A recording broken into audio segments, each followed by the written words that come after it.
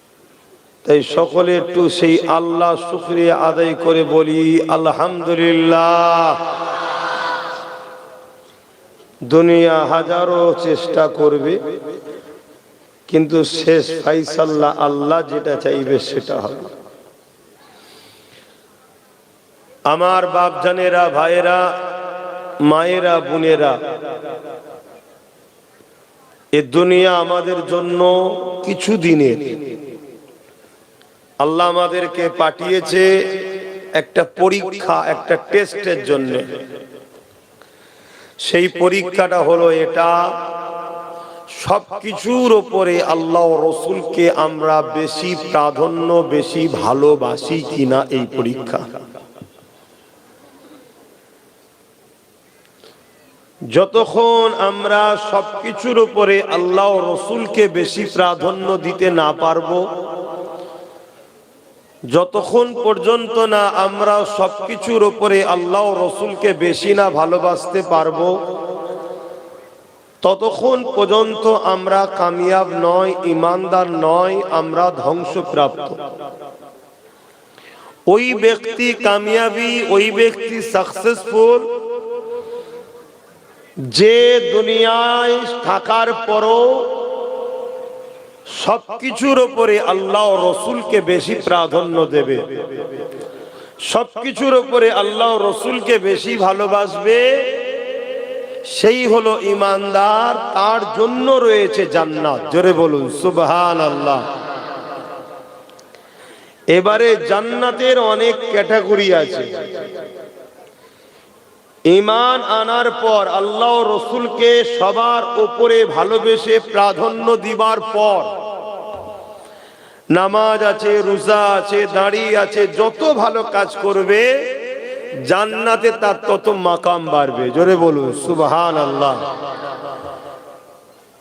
যেমন স্কুলে ভর্তি প্রথম হতে হয়, তারপরে যে ছেলে যত বেশি ভালো করবে তার তত সম্মান, রেজাল্ট ভালো হবে, তার তত সমাজে শিক্ষকের কাছে সব জায়গায় গুরুত্ব, মাকাম বাড়বে। তা প্রথমে আমাদেরকে ইসলামের মধ্যে ভর্তি হতে হবে। ভর্তি হওয়ার শর্ত হলো ঈমান আনা। লা ইউমিনু হাত্তা ইয়াকুনাল্লাহু ওয়া রাসূলুহু আহাব্বা ইলাইহি মিম্মা সিওয়াহুমা। সব কিছুর উপরে সবার আগে আল্লাহ ও রাসূলকে যারা বেশি ভালোবাসে তারাই হলো ঈমানদার। জোরে বলুন সুবহানাল্লাহ। অপর হাদিসে রাসূল বলছেন, লা ইউমিনু হাত্তা লা ইউমিনু আহাদুকুম হাত্তা আকুনা হাব্বা ইলাইহি মিন ওয়ালিদিহি ওয়া ওয়ালাদিহি ওয়ান নাস আজমাইন। যতক্ষণ পর্যন্ত তোমরা তোমাদের ধন দৌলত, জমি জায়গা, ঘর বাড়ি, বাপ মা, স্বামী স্ত্রী, সন্তান আওলাদ, এমনকি জানের থেকেও বেশি রসুলকে না ভালোবাসতে পারবে, ততক্ষণ তোমরা ঈমানদার নয়। যখন এই কথা রসুল বলেছেন, আর ওই মজলিসে হযরতে ফারুক আজম বসে রয়েছে, তিনি উঠে গেলেন, হুজুর ইজাজত দেন, একটা কথা বলবো। আল্লাহ নবী বললেন, বলো। হুজুর, আমি আপনাকে সব কিছুর থেকে ভালোবাসি, ছেলে পুলে, বাপ মা, জমি জায়গা, টাকা পয়সা, দুনিয়া, সব কিছুর থেকে, ইল্লা মিন নাফসিন, জানের থেকে নয়। ইল্লা মিন নাফসিন কি হলো? বলছে ওখানে সব দাঁড়িয়ে আছে, একটু আগে আসছে, ওখানে সব দেখছে, অনেক লোক আছে। চট বিছুনো আছে তো, খালিও আছে। তা বসবে তো, চটে বসবে তো, ওরা বসার লোক নয়, ওরা দাঁড়িয়ে থাকার লোক। তুমি কেন ডিস্টার্ব করছো? যারা বসার ঠিক বসে যাবে, খুলতে হবে না। ওদিকে মা বোনরা আছে না, একটু দূরত্ব রাখা ভালো। তোরা ছোট ছোট ছেলে ওইদিকে দাঁড়িয়ে আছিস, বড়দের মতো হচ্ছিস।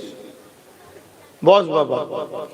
যারা বসার তারা ওই তো এইখানে এসে বসে পড়ছে। এখন ওখানে একটা ছেলে তখন ডিঙিয়ে ডিঙিয়ে ডিঙিয়ে, ওই যে জ্যাকেটওয়ালা, মাথায় জ্যাকেট দিয়ে রেখেছে, লাল টুপির পিছনে, কোথা থেকে এসে ওখানে ঢুকে গেল। যার কপাল সে ঠিক খুঁজে খুঁজে খুঁজে খুঁজে জান্নাতে ঢুকবে। আর যে দাঁড়াবা দাঁড়িয়ে, এটা জান্নাত তো নাকি? তাহলে আমি জান্নাতে ঢোকার কথাই তো বলছি। বীজখানে ডিস্টার্ব করবে না ভাই। ভাইরা আমার, ওই মজলিসে হযরতে ওমর ফারুক রাদিয়াল্লাহু তাআলা আন বসেছিলেন। উঠে দাঁড়িয়ে আরজ করছেন, ইয়া রাসূলুল্লাহ, হাবিবাল্লাহ, আমাকে ইজাজত দেন, আমি কিছু কথা বলবো। আল্লাহ নবী বললেন, বলো। হযরতে ফারুক আজম বলছে, হুজুর, আমি সব কিছুর থেকে আপনাকে বেশি ভালোবাসি, ইল্লা মিন নাফসিন, জানের থেকে নয়। আল্লাহ নবী বলছে, ওমর, হবে না, জানের থেকেও আমাকে বেশি ভালোবাসতে হবে, না হয় ঈমান হবে না। হুজুর বসে বললেন, ওমর ফারুক একটু পরে ইজাজত চাইছে, হুজুর আমি কিছু বলবো। বলো। হুজুর, আমি গাওয়া দিচ্ছি, আমি আমার জানের থেকে বেশি আপনাকে ভালোবাসি। জোরে বলুন সুবহানাল্লাহ। আল্লাহ নবী মুচকি হাসলেন, উমর, কামিয়াবি তুমি। জোরে বলুন সুবহানাল্লাহ। তাহলে আমি আপনি নামাজ পড়েছি, রোজা রেখেছি, দাড়ি রেখেছি, মুসলমান ঘরে জন্ম হয়েছি, মুসলমানের নাম রেখেছি, কোরআন পড়েছি, হাদিস পড়েছি, মসজিদ বানিয়েছি, মাদ্রাসা বানিয়েছি, ভালো কাজ। কিন্তু এইগুলোতে ঈমান হয় না, এগুলো ভালো কাজ, এতে জান্নাতে মাকাম বাড়ে। কিন্তু এইগুলো করার পরেও যদি রসুলের মহব্বত না থাকে, জানের থেকে বেশি রসুলকে যদি ভালো না বাসতে পারেন, সন্তানের সঙ্গে রসুলুল্লাহর কোনো কথাই টক্কর হয়েছে, সন্তান যে কাজটা করছে বা করতে বলছে রসুলুল্লাহর বিরুদ্ধে, বাপ মা যদি সন্তানের পক্ষপাতিত্ব নেয়, তাহলে আপনি রসুলকে সন্তানের থেকে বেশি ভালোবাসলেন, আমার অজ বুঝবেন। এটা আল্লাহ পরীক্ষা নেবে, কখনো সন্তান দ্বারা, কখনো বাপ মা দ্বারা, কখনো স্বামী দ্বারা, কখনো স্ত্রী দ্বারা। দেখা যাবে স্ত্রী এমন শখ করেছে যেটা রাসূলুল্লাহর বিরুদ্ধে। এখন আপনি যদি স্ত্রীর পক্ষপাতিত্ব নেন, তার মানে আপনি রাসূলুল্লাহর থেকে বেশি গুরুত্ব স্ত্রীকে দিলেন। ওই স্ত্রীকে আল্লাহ এমন নেমো হারাম করবে, আপনার চোখের আড়ালে ডবল সিম ব্যবহার করবে। বাকিটার বলছি না। খারাপ লেগে গেল এই কথাটা? এটা খোদার পক্ষ থেকে মার আপনাকে। আর আপনি যদি রাসূলুল্লাহকে, আল্লাহকে প্রাধান্য দেন, ওই স্ত্রীকে খোদা এমন বানিয়ে দেবে, আপনি ছাড়া ও চোখের পালক ফেলবে না, আপনার জন্যই ফিদা। ও যেখানেই থাকেন, যেখানেই থাকেন, ও আপনার আমানতকে হেফাজত করবে, জানতে দেবে, তথাপিও আপনার হক কাউকে দেবে না। ওকে কে বানাচ্ছে এরকম? তখন আল্লাহ। ঠিক তেমনি কোন স্ত্রী যদি স্বামীকে আল্লাহ ও রসুলের থেকে বেশি প্রাধান্য দেয়, ওই স্বামীকেও আল্লাহ এত বিষাক্ত বানাবে, তোমায় তো ধোঁকা দেবে দেবে, শত শেষ দেখা যাবে তোমার জীবনটাই হয়তো স্বামীটা বরবাদ করে দিয়েছে। ঠিক তেমনি দুনিয়ায় তুমি কারোর সঙ্গে কারবার করছো, ব্যবসা করছো, কোটি কোটি টাকার লেনদেন চলছে, করো, সে মুসলমান হোক হিন্দু হোক, কারবার করো, অসুবিধা নেই, মানুষ মানুষের সঙ্গে ব্যবসা করবে, কিন্তু বৈধ হালাল ব্যবসা। কিন্তু তোমার বিজনেস পার্টনার যদি কখনো এমন কোনো কাজ করে বা কথা বলে যেটা আল্লাহ রসুলের সঙ্গে টক্কর হচ্ছে, জানবে তোমার আল্লাহ তোমায় পরীক্ষা লিয়া শুরু করেছে। এই জায়গায় যদি তুমি আল্লাহ রসুলকে বেশি ভালোবাসো, তাহলে তাকে ডিভোর্স দিতে হবে যে তোর সাথে আর নয়। তাহলে আমার আল্লাহ তোমার উপরে রাজি হবে, ঈমান পাকা হবে। এটাই পরীক্ষা তুমি পাস করলে দুনিয়ায় হয়তো ওর থেকে বড় বিজনেসম্যান তোমাকে বানাবে, আর নচেত পুরস্কার হিসাবে আল্লাহ তোমাকে জান্নাতে আরো উঁচু জায়গা দেবে। জোরে বলুন সুবহানাল্লাহ। বিভিন্ন দিক দিয়ে আল্লাহ পরীক্ষা নেবে। অপর হাদিসে আরো আছে, বুখারী মুসলিমে, সালাসুন মান কুন্না ফীহি ওয়াজাদা বিহিন্না হালাওয়াতাল ঈমান। ঈমানের হালাতটা কি? মান কানা আল্লাহু ওয়া রাসূলুহু আহাব্বা ইলাইহি মিম্মা সিওয়াহুমা ওয়া মান আহাব্বা আবদাল্লাহ ইউহিব্বুহু ইল্লা লিল্লাহ ইলা আখিরিল হাদিস।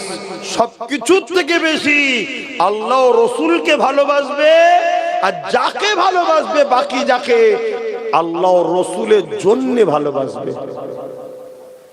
কিছু বুঝতে পারলেন? তাহলে সবকিছুর উপরে বেশি ভালোবাসবে কাকে? আল্লাহ ও রাসূলকে। আর বাকি দুনিয়ায় যাকেই ভালোবাসবে আল্লাহ ও রাসূলের জন্য ভালোবাসবে। সেটা বাপ হতে পারে, মা হতে পারে, স্ত্রী হতে পারে, স্বামী হতে পারে, নেতা হতে পারে, সাধারণ লোক হতে পারে, অমুসলিম হতে পারে। তাদেরকেও আমরা ভালোবাসি না বাসি না? আল্লাহ ও রাসূলের জন্য ভালোবাসি। কেন? আমার নবীরই তো উম্মত, আমার আল্লাহরই তো সৃষ্টি। কথা বুঝে আসছে? তাহলে সব কিছুর পিছনে উদ্দেশ্য থাকবে আল্লাহ ও রাসূল, তবেই তারা কামিয়াবি। নাই দাড়ি ঈমান নয়, টুপি ঈমান নয়, নামাজ ঈমান নয়, রোজা ঈমান নয়, হজ ঈমান নয়, দান খায়রাত ঈমান নয়। এগুলো সব ঈমানের মধ্যে ভালো কাজ। ঈমান সবকিছুর উপরে আল্লাহ ও রাসূলকে বিশ্বাস করা, ভালোবাসা, নবীর আদব করা। মনে থাকবে তো নাকি? যুবকরা বলো, মনে থাকবে তো? এটা মনে রেখো। তুমি যদি একটা পৃথিবী, কেন 100টা পৃথিবী পরিমাণও গুনাহ করে নিজে হাজির হও কিয়ামতের দিন, কিন্তু এই গুণটাও যদি তোমার থাকে যে আল্লাহ ও রাসূলকে সব থেকে বেশি ভালোবাসো, মনে রেখে দিও তোমার গুনাহ কিন্তু একদিন না একদিন মাফ হয়ে তোমাকে আল্লাহ জান্নাত যাবার সুযোগ করে দেবে। জোরে বলুন সুবহানাল্লাহ। আর যদি এই গুণটা না থাকে, তুমি যদি নামাজ পড়ে পড়ে কপালে যদি দাগ করে ফেলো, রোজা রেখে রেখে যদি পেট পিঠ সমান করে ফেলো, দান খায়রাত করে করে ধন দৌলত যদি শেষ করে ফেলো, এ যুবকেরা বাপেরা, যদি আল্লাহ রাসূল তোমার দিনে না থাকে, রাসূলুল্লাহকে যদি সব কিছুর উপরে বেশি ভালোবেসে আদর না করো, তাহলে মনে রেখে দিও আমার আল্লাহ তোমাকে জাহান্নামে ঢুকাবে, আর কোনোদিন বার করবে না। ঈমানটা একটা দিন রাত ধরে তোমাদের আওয়াজ সিদ্দিক চৌমাথায় দাঁড়িয়ে খুব ট্রাফিকের কাজ করছে, গাড়ি পাস করছে আর করছে সারা রাত ধরে, সারা দিন ধরে, কিন্তু কোন ট্রাফিকের চাকরি পাইনি সে। এ মাইনে পাবে? জোরে বলো। কিন্তু কাজটা যত ভালোই করুক মাইনে ওজন। আর একটা লোক ট্রাফিকের চাকরি পেয়েছে, 2 ঘন্টা মাইনে ডিউটি করে, আবার কিছুক্ষণ ফাঁকিও মারে, এ কিন্তু মাস গেলে মাইনেটা পাবে। এই ফাঁকি মারার জন্য কিন্তু একদিন ওকে পানিশমেন্ট দিতে হবে, শাস্তি আছে জানলে, তাই তো নাকি? কিন্তু চাকরি পাওয়ার দরুন ও কিন্তু মাইনে আসবে। তো ঈমান যদি আনো, তোমার জন্য জান্নাত কিন্তু একদিন না একদিন হবে। আর ঈমান ছাড়া তুমি হাজারো ডিউটি করে যাও ভালো কাজে, হবে না। এখন বড় দুঃখের বিষয়, আমাদের ঈমান এখন বাঁচানো বড় মুশকিল। কেন? আল্লাহ পরীক্ষা নিচ্ছে। আল্লাহ বা যেমন পরীক্ষা নিয়েছিলেন হযরতে বেলাল হুজুরকে, আল্লাহ বা যেমন পরীক্ষা নিয়েছিলেন আমার নবী পাকের সাহাবা হুজুরকে, আল্লাহ বা যেমন পরীক্ষা নিয়েছিলেন আম্মা জান সুমাইয়া হুজুরকে, আল্লাহ বা যেমন পরীক্ষা নিয়েছিলেন তামাম আউলিয়া উলিয়া দিগাকে, এ যুবকেরা, তরুণেরা, বাপেরা, আল্লাহ বা তোমাকে আমাকে পরীক্ষা নেবে। কখন কাকে কোন দিক দিয়ে পরীক্ষা নেবে আল্লাহ বা ভালো জানে। তবে যুগে যুগে যিনারা পরীক্ষা জায়গা দিয়েছে তেনাকে দেখে শেখো। আল্লাহ নবী একদিন মদিনার নববী শরীফে সাহাবাদেরকে লক্ষ্য করে বলতে লাগলে, এ বাবা সাহাবারা কে আছো বাবা? ইসলামের উপরে জালিমদের চক্রান্ত হচ্ছে, গোপনে তারা সৈন্য তৈরি করেছে, ইসলামের উপরে তারা আঘাত দেবে। বাবা কে আছো বাবা? সাহাবারা, তোমাদের যার যেমন সামর্থ্য আছে ইসলামের জন্য তোমরা দান করো। এই যে দান করো বাবা, ইসলামের জন্য তোমরা দান করো বাবা। এই কথাটা শোনার সাথে সাথে সাহাবা হুজুররা যে যার ঘরে চলে গেলে, যার যার সামর্থ্য রয়েছে আল্লাহ নবীর কদমে দিবার জন্য নিয়ে আসতে চলে গেছে। কিন্তু নবী পাকের দরবারে একজন সাহাবী বসে বসে কাঁদতে লেগেছে। আল্লাহ নবীর নজরটা তার দিয়ে পড়ে গেল। এ বাবা সাহাবী রে, কেন তুমি কাঁদো বাবা? এই খুশির সময় তোমার কিসের কান্না? ওই সময় সাহাবী বলতে লাগলে, ইয়া রাসূলুল্লাহ হাবিবাল্লাহ, আমি বড় আপনার গরীব সাহাবী, আমার দিবার মতো কিছু নাই, এই পরনার চাদর টুকু ছাড়া আর কিছু না। ইয়া রাসূলুল্লাহ হাবিবাল্লাহ, এই রকম একটা সময়ে সমস্ত সাহাবা ভাইয়েরা যার যেমন আছে মাল দিচ্ছে, এর বিনিময়ে তারা জান্নাতটা কিনে নিচ্ছে। ইয়া রাসূলুল্লাহ হাবিবাল্লাহ, আমি আপনার কদমে কিছু দিতে পারলাম না, জান্নাতকে কিনতে পারলাম না, এই জন্যে আমি সাহাবী কাঁদতে লেগেছি। এ নওজওয়ানেরা, তরুণেরা, চিন্তা করে দেখে সাহাবা হুজুরা কিরকম তারা জান্নাতের জন্য, কিরকম তারা গরিব হওয়ার পরও আল্লাহ নবীর জবানের কথাকে বিশ্বাস করে তারা কাঁদতে লেগেছে। হঠাৎ করে সাহাবী বলতে লাগলে, ইয়া রাসূলুল্লাহ হাবিবাল্লাহ, আপনি আমাকে একটু ইজাজত দেন, আমি একবার ঘরে যাব। মাইকের আওয়াজে বুঝতে পারছেন তো সবাই? সাহাবী বললেন, হুজুর আমাকে ইজাজত দেন, আমি একটু ঘরে যাব। আল্লাহ নবী বললেন, যাও বাবা। ঘর বলতে আমাদের মতো নয়, পাতা দিয়ে ঘেরা।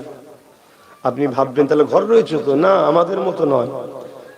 আমাদেরকে সব দিয়েছে আল্লাহ, কিন্তু আমরা নিজেরাই আল্লাহ ভোলা হয়ে গেলাম। আর তাদেরকে আল্লাহ কত দিক দিয়ে পরীক্ষা নিয়েছে, সব পরীক্ষায় তারা বিজয় হয়ে প্রমাণ দিয়েছে, আল্লাহ আমি আপনাকে আপনার হাবিবকেই চাই। জোরে বলুন সুবহানাল্লাহ। তা সাহাবী ঘরে গেলেন, পাতা দিয়ে ঘিরে একটা ঝুপড়ি, বাইরে থেকে ডাক দিলেন, বাসির। ছোট্ট একটা বাচ্চা ছেলে বেরিয়ে এসেছে, সাহাবীর ছেলে। বাপ ছেলেকে ধরে আদর করছে, চুমা দিচ্ছে। হঠাৎ করে সাহাবীর চোখের পানি ওই বাচ্চা সাহাবীর মাথায় পড়ছে, বাসিরের। মুখ তুলে বলছে, আব্বা আজকে কাঁদছেন কেন? আমি জানি আপনি আমাকে বড় ভালোবাসেন, কেন আমার মা নেই দুনিয়ায়, এজন্য আপনি মা, আপনি বাপ, আজকে কাঁদছেন কেন? শোনো যুবক, মরতে আব্বাস সিদ্দিকীকেও হবে, তোমাকেও হবে, সবাইকে মরতে হবে। অনেক কষ্টের বিনিময়ে ইসলাম। আজকে আমাদের গাফলতির জন্যে, আমাদের উদাসীনতার জন্যে, আমাদের লোভ লালসার জন্যে, আমাদের একদল মুসলিম সমাজের মধ্যে মুনাফিকদের চক্রান্তের শিকার হওয়ার দরুন, আমাদের বেঈমান নেতাদের ঝান্ডা ধরে ঘোরার দরুন আজ আমার ভারত ও আমার বাংলা তো ইসলামের উপরে সন্ত্রাসবাদীদের ক্ষমতা কিন্তু বেড়ে গেছে। এটা আমাদের গাফলতির জন্য হয়েছে, আমাদের দোষে হয়েছে। এই সন্ত্রাসদেরকে দমন আমাদেরকেই করতে হবে। যেমন ভুলটা আমরা করেছি, এর প্রায়শ্চিত্ত আমাদের দিতে হবে। আর যদি বলো যে পারবো না, দুনিয়াতেও আল্লাহ আরো তোমাদেরকে লিজ্জাত করবে, আরো তোমাদেরকে অপমান করবে, আরো বেইজ্জতি করবে। গত পরশুদিন দেখলাম মারতে মারতে উলঙ্গ করে চেক করেছে মুসলমান না মুসলিম। বিহারে দেখেছেন কি? মারতে মারতে মারতে মারতে তাকে চেক করে মেরে কি বলে হসপিটালে ভর্তি, ডেট। এগুলো আমাদের পাওনা। কিছুদিন আগে দেখলেন না, ব্রিকেটে প্যাটিস বিক্রি করছিল, মার খেলো এখানে, ও দুদিন পরে এখানেও জানে মেরে দেবে। এসব কিছু আমাদের দোষে হয়েছে। আর এই পাপের প্রায়শ্চিত্ত কাদেরকে করতে হবে? আমাদেরকে। যদি চাও তোমার বাচ্চারা ইজ্জতের সাথে থাক এবং তোমার আখিরাত কামিয়াব হোক, তোমাকে প্রায়শ্চিত্ত করতেই হবে। ভুল আমি তুমি করেছি, কত কষ্ট সাহাবারা করেছে। ওই সময় বাসির জিজ্ঞেস করছে, আব্বা আপনি কাঁদছেন কেন? আল্লাহ নবী সাহাবী বলেন, বাবা ছেলেরে, আল্লাহ নবী দরবারে বসেছিলাম, রাসূলুল্লাহ সাহাবাদেরকে বলতে লাগলে, কে আছো বাবা ইসলামের জন্য মাল দাও, কে আছো বাবা ইসলামের জন্য মাল দাও। জালিমরা গোপনে গোপনে গোপনে গোপনে ইসলামের উপরে আঘাত করার জন্য, মুসলমানদেরকে হত্যা করার জন্য তারা শক্তিশালী মিশন তৈরি করে ফেলেছে, তারা শক্তিশালী দল তৈরি করেছে। এ বাবা সাহাবারা, কে আছো মাল দাও। বাবা সাবিরে বাসিরে, জানো তো তোমার আব্বা বড় করে। আল্লাহ নবী বলেছিল, এই লড়াইয়ে যারা মাল দেবে আল্লাহ তাদেরকে জমিন আসমানের মতো বড় বড় জান্নাত দেবে।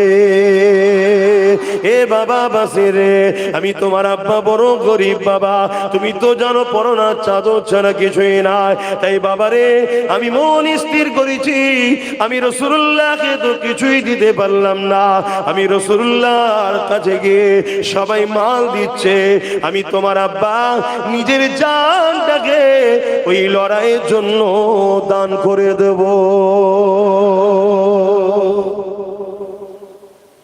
বাচ্চা ছেলে বলছে, আব্বা খুশির কথা তো, আপনি এলেন কেন আমার কাছে?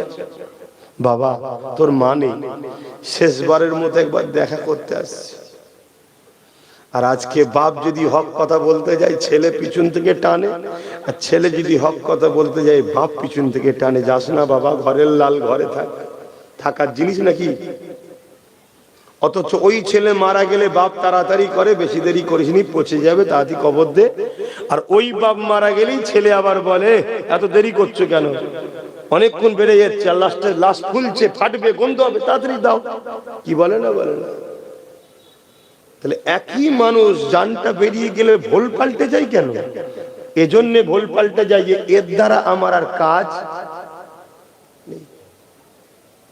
ও তাহলে আপনি যদি কারো দ্বারা কাজ না পেলে ভুল পাল্টে যান, তাহলে বান্দা আমি আপনি আল্লাহর, আর আমার দ্বারা যদি আল্লাহর দ্বীনের উপকার ছেড়ে দিয়ে ক্ষতি হয়, আল্লাহ কি আমাদের ঠিক রাখবে? কি গো বলবেন তো, হ্যাঁ কি না?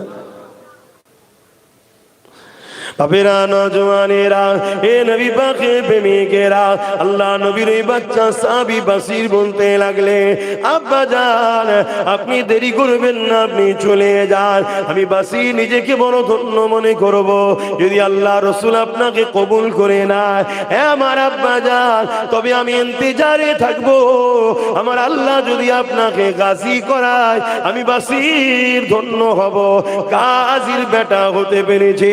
আর আল্লাহ যদি আপনাকে শহীদ করে যায়, কিয়ামতের দিনে আল্লাহ পাককে বলবো, ও রব্বি আল্লাহ, দিনের জন্য যখন আমার বাপের প্রয়োজন হয়েছিল, আমি বাসির আমার মা ছিল না, দুনিয়ায় আমার বাপই শুধু একমাত্র সাহারা ছিল, আমি বাপটাকেও আপনার জন্য দিয়ে দিয়েছি, আমি তাকে আটকে রাখিনি, তার পা ধরে আমি কাঁদিনি যে আব্বা আপনি যাবেন না, আমি বাসির একা কি করব, এই কথা আমি একবারও বলি না।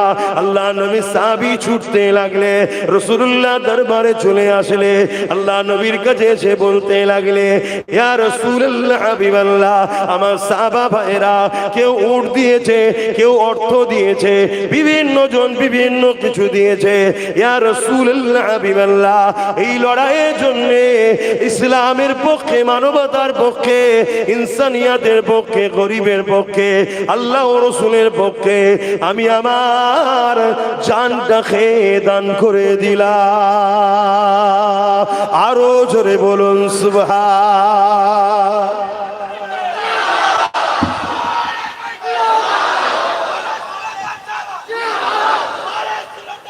জিন্দাবাদ। ভাবো ভাইরা, এই আলোচনা কেন করা হচ্ছে? যাতে করে তোমাদের মধ্যে এই ভাবনাটা আসে যে আজ যদি আমরা জাগি, আজকের হাজারো ফেরাউনের রাতের ঘুম হারাম করে দিতে পারি, কিন্তু কাল যেদিন জাগবে সেদিন কিন্তু আর কিছু করার থাকবে না। কেন? সেদিন তোমার আমার ঈমান থাকবে কি সন্দেহ আছে? কথা বুঝে আসছো তো নাকি? কেউ হারাম খাদ্য খাইয়ে খাইয়ে আমাদেরকে ঈমান দুর্বল করছে, কেউ বিভিন্ন পথ দিয়ে আমাদের ঈমান দুর্বল করছে, কেউ আমাদেরকে ভয় দেখিয়ে বেঈমান বানাচ্ছে। কাল আরো ভয়ানক দিন আসছে। এখন তো তবুও কেউ তোমায় বুঝাচ্ছে, কাল তো বাপ বুঝাবারও লোক পাওয়া যাবে না। কে কথা বলতে যাবে ভাই? কে কথা বলতে যাবে? দেখছো না মুসলমানদের দুশ্মন মুসলমানই। একটা ধর্মীয় মাহফিল হবে, জলসা হবে, সেখানেও কিলিকবাজি হচ্ছে না, হয়নি বল? তাহলে বলো দুশ্মন কারা আমাদের? তাহলে আজ তো তবুও কেউ হাল ধরেছে, চল ও বেরিয়ে গেছে গাদ্দার, তো কি হয়েছে, আমরা মরে গেছি নাকি? আজ তো কেউ তো হাল ধরে নিয়েছে। কি ধরেছে না? ধরে না। কিন্তু যত দিন যাচ্ছে তত জালিম বাড়ছে। আর জুলুম তখন বাড়ে যখন হক বলার লোক সমাজে কমে। আজ যদি হক বলার লোক বাড়ে, সমাজে জুলুম কমে যাবে। নজওয়ানেরা, তরুণেরা, এ নবী পাকের প্রেমিকেরা, আল্লাহ নবী, নূহ নবী, দয়া নবী কতটা কষ্ট করেছে ইসলামের জন্য। এ নজওয়ানেরা, ইসলাম বলতে আমরা কি বুঝি? ইসলাম বলতে বুঝি দাড়ি, টুপি, নামাজ, রোজা, মসজিদ, মাদ্রাসা, এটাকেই শুধু আমরা ইসলাম বুঝি। না না না, এটাও যেমন ইসলাম। মনে রাখবেন, তার আগে এই জমিনের উপর রাসূলুল্লাহ যখন এসেছিল, এই জমিনের মানুষ কোন জালিম হয়ে গিয়েছিল। এই জমিনের উপরে ইনসাফ ছিল না, এই জমিনের উপরে মানবতা ছিল না, এই জমিনের উপরে মা বাপের সম্মান ছিল না, এই জমিনের উপরে নারীর অধিকার ছিল না। বাপেরা নিজেরা নিজেদের নারী দিবকে জন্ত পুঁতে দিত। এ যুবকেরা, তরুণেরা, আল্লাহ নবী তাদেরকে বুঝিয়েছে, বাবারা তোমরা নারীগুলোকে জন্ত পুঁতে দিও না। নারী হলো আল্লাহ পাকের শ্রেষ্ঠ একটা নিয়ামত। যার ঘরেতে প্রথম কন্যা সন্তান হবে, এর মানে ওই নারীর বাবাকে আল্লাহ পাক জান্নাতে সুসংবাদ দিল। এ নওজওয়ানেরা, তরুণেরা, আল্লাহ নবী জমিনের উপরে এসে মায়ের মর্যাদা ফিরিয়েছে, বাপের সম্মান ফিরিয়েছে। এই যে আজকে বাপগুলো আপনার ছেলে আপনাকে যে সম্মান এখনো দিচ্ছে, এটাই মাহফিল হয়। আমরা এসে বলি, আল্লাহ নবী বলেছে বাপ হলো জান্নাতের দরজা। যে বাপকে বেজার করলো তার জন্য জান্নাতের দরজা আর খুলবে না। আমরা এসে বুঝাই, আল জান্নাতু তাহতা আকদামুল উম্মাহাত। এ ছেলেরা, মা হলো জান্নাত। যে মাকে বেজার করবে সে জান্নাত আর কোনোদিন পাবে না। কিন্তু যে মা বাপকে রাজি করবে, মান রাদি আনহু ওয়ালিদাহু ফালান আনহু রাদি, যে মা বাপকে রাজি করবে আমার আল্লাহ তাদের উপরে রাজি হয়ে যাবে। আল্লাহ নবী আরো জানাচ্ছে, আন আবি উমামা আন্না রাসূলানে ওয়ালা ইয়া রাসূলুল্লাহ মা হাক্কুল ওয়ালিদাইনি আলা ওয়ালাদি ওয়ালা হুমা জান্নাতুকা নারুকা। এ বাবা ছেলেরা, এক ব্যক্তি আমার রাসূলুল্লাহকে এসে জিজ্ঞাসা করতে লেগেছে, ইয়া রাসূলুল্লাহ, হাবিবাল্লাহ, মা বাপের উপরে ছেলেদের হক কি? আল্লাহ নবী জানিয়ে দিলে, হুমা জান্নাতুকা নারুকা, তোমরা যদি মা বাপকে বেজার করো, মা বাপকে আঘাত দাও, মা বাপকে কষ্ট দাও, তাহলে তুমি জাহান্নামী হয়ে যাবে। আর মা বাপকে যদি রাজি করো, মা বাপকে যদি খুশি করো, আমার আল্লাহ ওই ছেলেকে জান্নাতি বানিয়ে দেবে। আরো জোরে বলুন সুবহান। জিন্দাবাদ আল্লাহ। এই যে আমরা এসে শিখাই, রসুলের কথা বলি, আজও আমাদের যুবকরা যারা শোনে, যারা রসুলকে মানে, তারা তবুও মা বাপকে এখনো পিয়ার করে। কিন্তু বাপ মারও তো উচিত যে আমার বাচ্চা যেন আল্লাহ রসুলের বিরুদ্ধে না যায়, ছোটবেলা থেকে ট্রেনিং দেওয়া দরকার আছে না? নাই? ওটাও তো মাথায় রাখা দরকার যে স্কুলে যাচ্ছিস যা, কলেজে যাচ্ছিস যা, ইউনিভার্সিটিতে যাচ্ছিস যা, খবরদার আল্লাহ রসুলের বিরুদ্ধে যারা হবে তাদের সঙ্গে বন্ধুত্ব করবি না। একটা হিন্দু, একটা সাঁওতাল, একটা বাগদি, বিভিন্ন ধর্মের লোক আল্লাহ রসুল মানে নে, এটা ভিন্ন বিষয়। ও মানে নে, ভুল করছে কি ঠিক করছে ও জবাব দেবে। কিন্তু অনেকে আছে মানে না, উপরন্ত আবার বিরোধীও করে। এই বিরোধী করার অধিকার কে দিল? এই কথা বুঝছেন না, বোঝেন না? এই যারা বিরোধী করবে, প্রকাশ্য খুলে আম দুশ্মনী করছে, এটা জানার পরও তাদের সঙ্গে মিশতে নিষেধ। অনেক মুসলমান আছে যারা আল্লাহ রসুলের বিরুদ্ধে খুলে আম কাজ করছে, আছে না? তো এইগুলো আজও আমরা শিখাচ্ছি, তাই তো আপনারা রাসূলুল্লাহর মহব্বত আপনাদের ছেলেদের অন্তরে পাচ্ছেন, তাই তো এখনো সভ্যতা আছে। কিন্তু এই সমাজ তো চাই না এখানে ইসলাম থাক। কি চাই? শুধু যে প্রকাশ্য ইসলামের দুশ্মনরা যে ইসলাম থাক চাই না এমনটা শুধু নয়, মুসলমানদের মধ্যে একটা বড় অংশ মুনাফিক গাদ্দার আছে, তারাও চাই না ইসলাম থাক।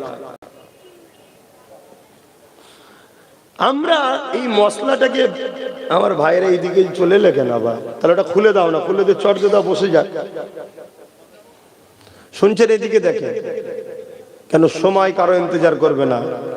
রোজ দুটো দুটো করে জলসা, শরীরও আর চলছে না। আর প্রত্যেকটা জায়গায় গেলে আল্লাহর সিস্টেম দেখো কেমন, যেখানেই যাই কম বেশি সাল দেয়। আর আজকে ঘর থেকে আনতে ভুলে গেছি, আজকে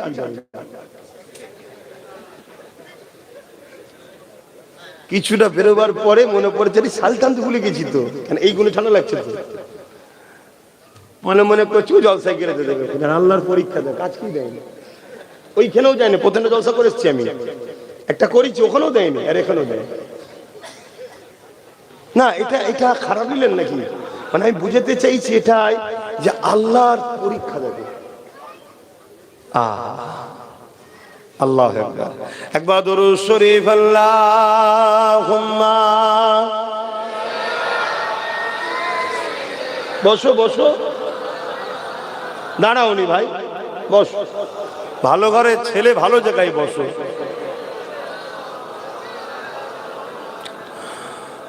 মধুর চেয়েও মধুর আরো আমার নবীর নাম, আমার নবীর নাম। মধুর চেয়েও মধুর আরো আমার নবীর নাম, আমার নবীর নাম।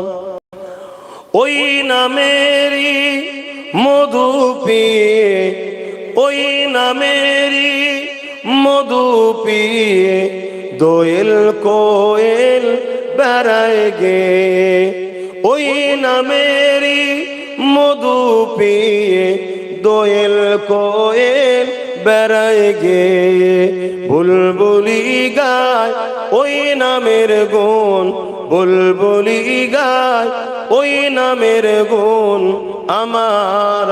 আমার নবীর নাম। মধুর চেয়েও মধুর আরো আমার নবীর নাম। আল্লাহুম্মা সাল্লি আলা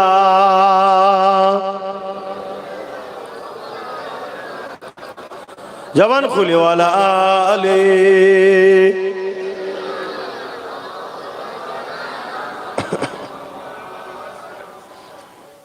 কি কথা বলছিলাম, কি কথা বলছিলাম? কত কষ্ট করে আমার রসুল এই ইসলামকে আমাদের কাছে দিয়েছে। আমরা মনে করি দাঁড়িয়ে রেখেছি, টুপি পরেছি, নামাজ পড়েছি, হয়ে গেছে। আরে ইসলাম, এটা ইসলামের মধ্যে কথাটা ঠিক, কিন্তু মন দিয়ে শোনো, ইসলাম জুলুম মুক্ত সমাজ গড়ার নাম ইসলাম। শুনছেন তো নাকি? হ্যাঁ, নবীকে যারা মহব্বত করে কারা? মান আহাব্বা সুন্নতি, যে সুন্নাতকে মানলো নবী, ফাকাদ আহাব্বানি, তারাই তো রসুলকে ভালোবাসলো। জোরে বলুন সুবহানাল্লাহ। আর যারা রসুলকে ভালোবাসলো, কানা মাই ফিল জান্নাহ, সে রসুলের সাথে জান্নাতে যাবে। জোরে বলুন সুবহানাল্লাহ। দাড়ি রাখাটাও নবীর সুন্নাত, টুপি পরাটাও নবীর সুন্নাত। জালিমের বিরুদ্ধে লড়াই করে মজলুম অসহায় দুঃখীদের চোখের পানি মুছাটা দাড়ি টুপির থেকেও অনেক বড় রসুলের সুন্নাত। জোরে বলুন সুবহানাল্লাহ। এখন দাড়ি রেখে টুপি পরে জালিমদের সঙ্গে সাথ দিয়ে জানতে হবে এরা নবীর সুন্নাত দাড়ি টুপিকে শুধুমাত্র সাইনবোর্ড হিসাবে ব্যবহার করছে। এরা যদি রাসূলুল্লাহ সুন্নাত হিসাবে দাড়ি রাখতো, টুপি পরতো, তাহলে এর থেকেও বড় সুন্নাত হলো জালিমের বিরুদ্ধে লড়াই করা। এরা জালিমের সাথ কখনো তাহলে দিতে পারতো না যদি নবীর সুন্নাত কিরা ভালোবাসতো। এ কথা বুঝছেন তো নাকি? হ্যাঁ, আমাদের সমাজে কিছু ছেলে আছে হয়তো দাড়ি রাখেনে, টুপি পরেনে, কিন্তু রাসূলুল্লাহর একটা বড় সুন্নতকে পালন করে, জালিমের বিরুদ্ধে লড়াই করে। এই শুনছেন না শোনেন না? হ্যাঁ, অনেকে টিটকিরি মারে, আব্বাসের জলসাই সব দাড়ি চাচা প্যান্ট শার্ট পরা। হ্যাঁ জানি, এরা ভুল করছে। এরা দুটো সুন্নতকে ছেড়েছে, এরা দুটো রাসূলুল্লাহ সুন্নতকে ছেড়েছে। আল্লাহর কাছে দোয়া করি এই যুবক কোন একদিন দাড়িওয়ালা টুপিওয়ালা হাজি নামাজি মুত্তাকি আল্লাহ যেন বানায়। বলুন আমিন। কিন্তু দাড়ি রেখে টুপি পরে রাসূলুল্লাহর বড় সুন্নতের বিরোধীরা করেনে। জুলমের বিরুদ্ধে লড়াইয়ের নাম হলো নবী সুন্নাত ইসলাম। জোরে বলুন সুবহানাল্লাহ। এই এতগুলো ক্যামেরা, এখানে যা লোক আছে এই ক্যামেরায় এক দুদিনের মধ্যে 1 কোটির উপরে লোকের কাছে চলে যাবে। আর আমার আজকে তোমরা যতটা ভালোবাসার লোক মন দিয়ে না শোনো, তার থেকে বেশি দুশ্মনরা আরো বেশি ফলো করে শোনে। তুমি কি ভাবছো আজকে তোমার গ্রামে তারা শুনছে না? যারা আসলে অসুবিধে ছিল তারা তো শুধু নফসি নফসি করছে যে এখনো ঠান্ডা মাথায় জলসা করছে। কি ব্যাপার বলবি? দাঁড়া না, লাস্টে দিচ্ছি। কেন? জুলুমের বিরুদ্ধে রাসূলুল্লাহ লড়েছে। অতএব জুলুমের বিরুদ্ধে বলাটা হলো রাসূলুল্লাহর দ্বীনের খেদমত। শুনছেন তো নাকি? হ্যাঁ, তুমি কেমন মুসলমান? তুমি আজকে রেজিদের সঙ্গে বন্ধুত্ব রেখেছো? তুমি কেমন মুসলমান? আজকে আবু জেহেল উতবা সাইবা, এই তোরা ওখানে কি করছিস? ওর ওইদিকে তো মা বোনরা আছে, তার পর্দার কাছে গেছিস কেন?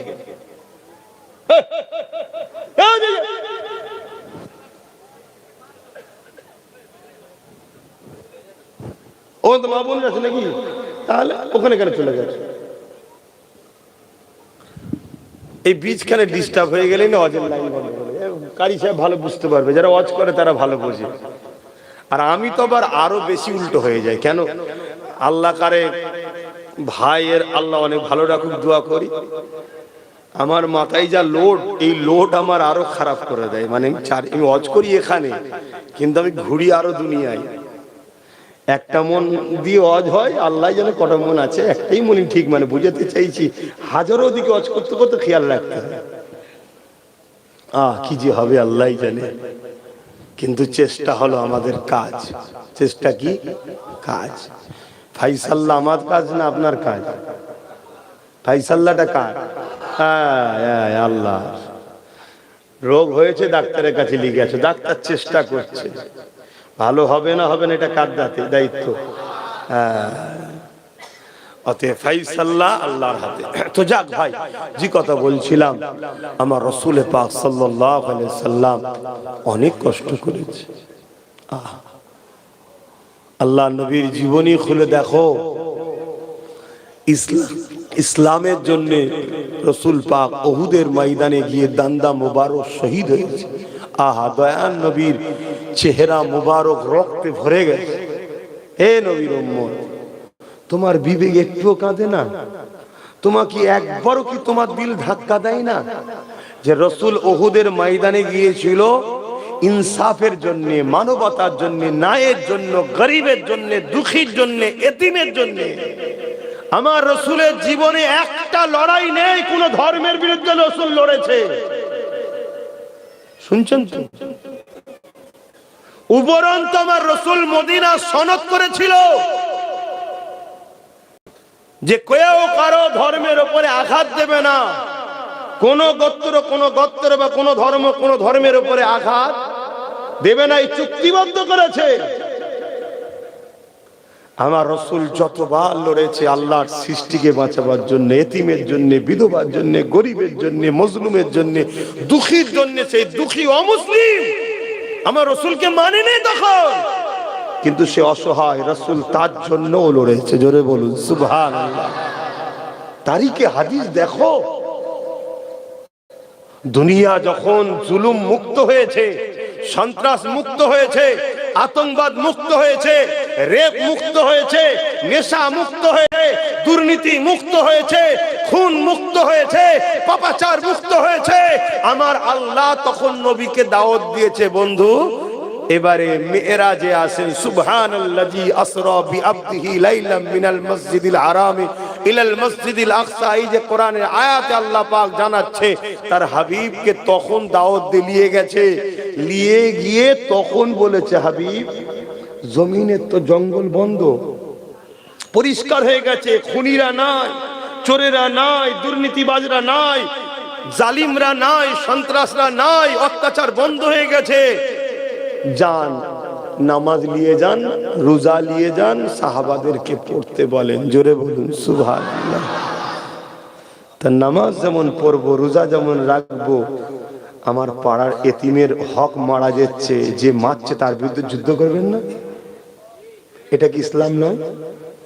আমার পাড়ার নারীগুলোর উপরে জুলুম হচ্ছে, নারীর অধিকার নষ্ট হচ্ছে, গরিবের অধিকার নষ্ট হচ্ছে, মিথ্যাচার হচ্ছে, নিরীহ মানুষের নামে মিথ্যা কেস দিচ্ছে, জুলুম করছে, যারা করছে তাদের বিরুদ্ধে যুদ্ধ করবেন না? আমার রাসূল করেছে না করেনি? তাহলে আপনারা করবেন না? কিসের উম্মত?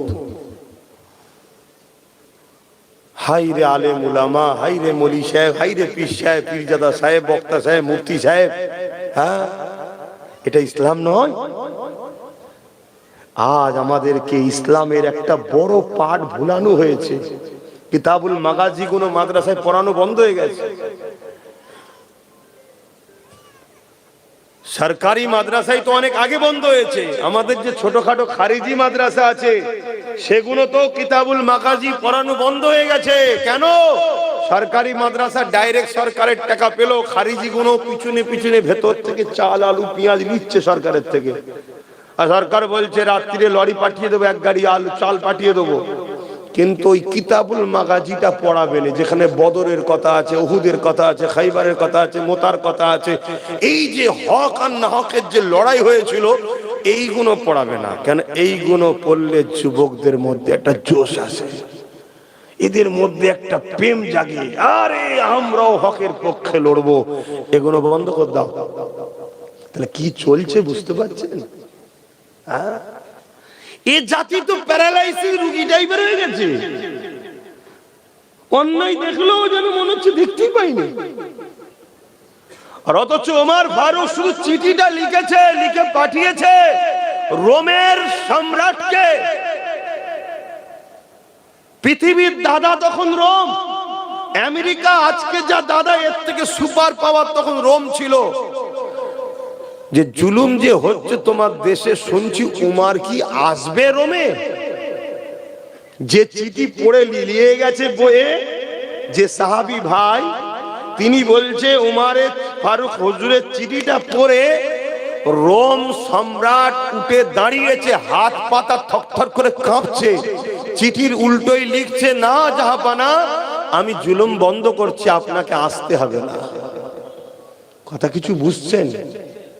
আর আজকে এত মুসলমান আমাদেরকে দেখে জালিমরা কি বলছে? ওদেরকে আরো মূর্খ বানা, ওর বাপকে দিয়ে তো বোম্বে দিয়েছি, ও ছেলেকে দিয়ে আরো কিছু করাবো। কি করছে না করেন? বোঝেন, ইসলাম মানবতার নাম, ইসলাম ইনসাফের নাম, ইসলাম ন্যায়ের নাম, ইসলাম সত্যের নাম। এ না জওয়ানেরা, তরুণেরা, বাপেরা, ইসলাম শুধু নামাজ দেয়নি, ইসলাম শুধু রোজা দেয়নি, ইসলাম শুধু হজ দেয়নি। ইসলাম আমাদেরকে দিয়েছে ক্ষুধার্ত মানুষকে খানা খাওয়ানো, ইসলাম আমাদেরকে দিয়েছে বিধবার অধিকার দাও, ইসলাম আমাদেরকে দিয়েছে সমাজে ন্যায় প্রতিষ্ঠিত করো, ইসলাম আমাকে দিয়েছে সমাজের গরিবের মানুষের পাশে দাঁড়াও।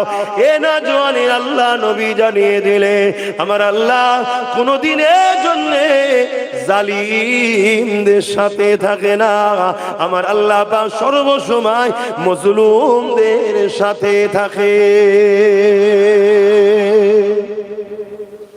যার সাথে আল্লাহ আছে আপনি তার সাথে থাকবেন না থাকবেন না? আজকে জালিম আর মজলুমের লড়াই হচ্ছে না, হয়নি? এবার আপনি জালিমদের পক্ষে থাকবেন না মজলুমদের?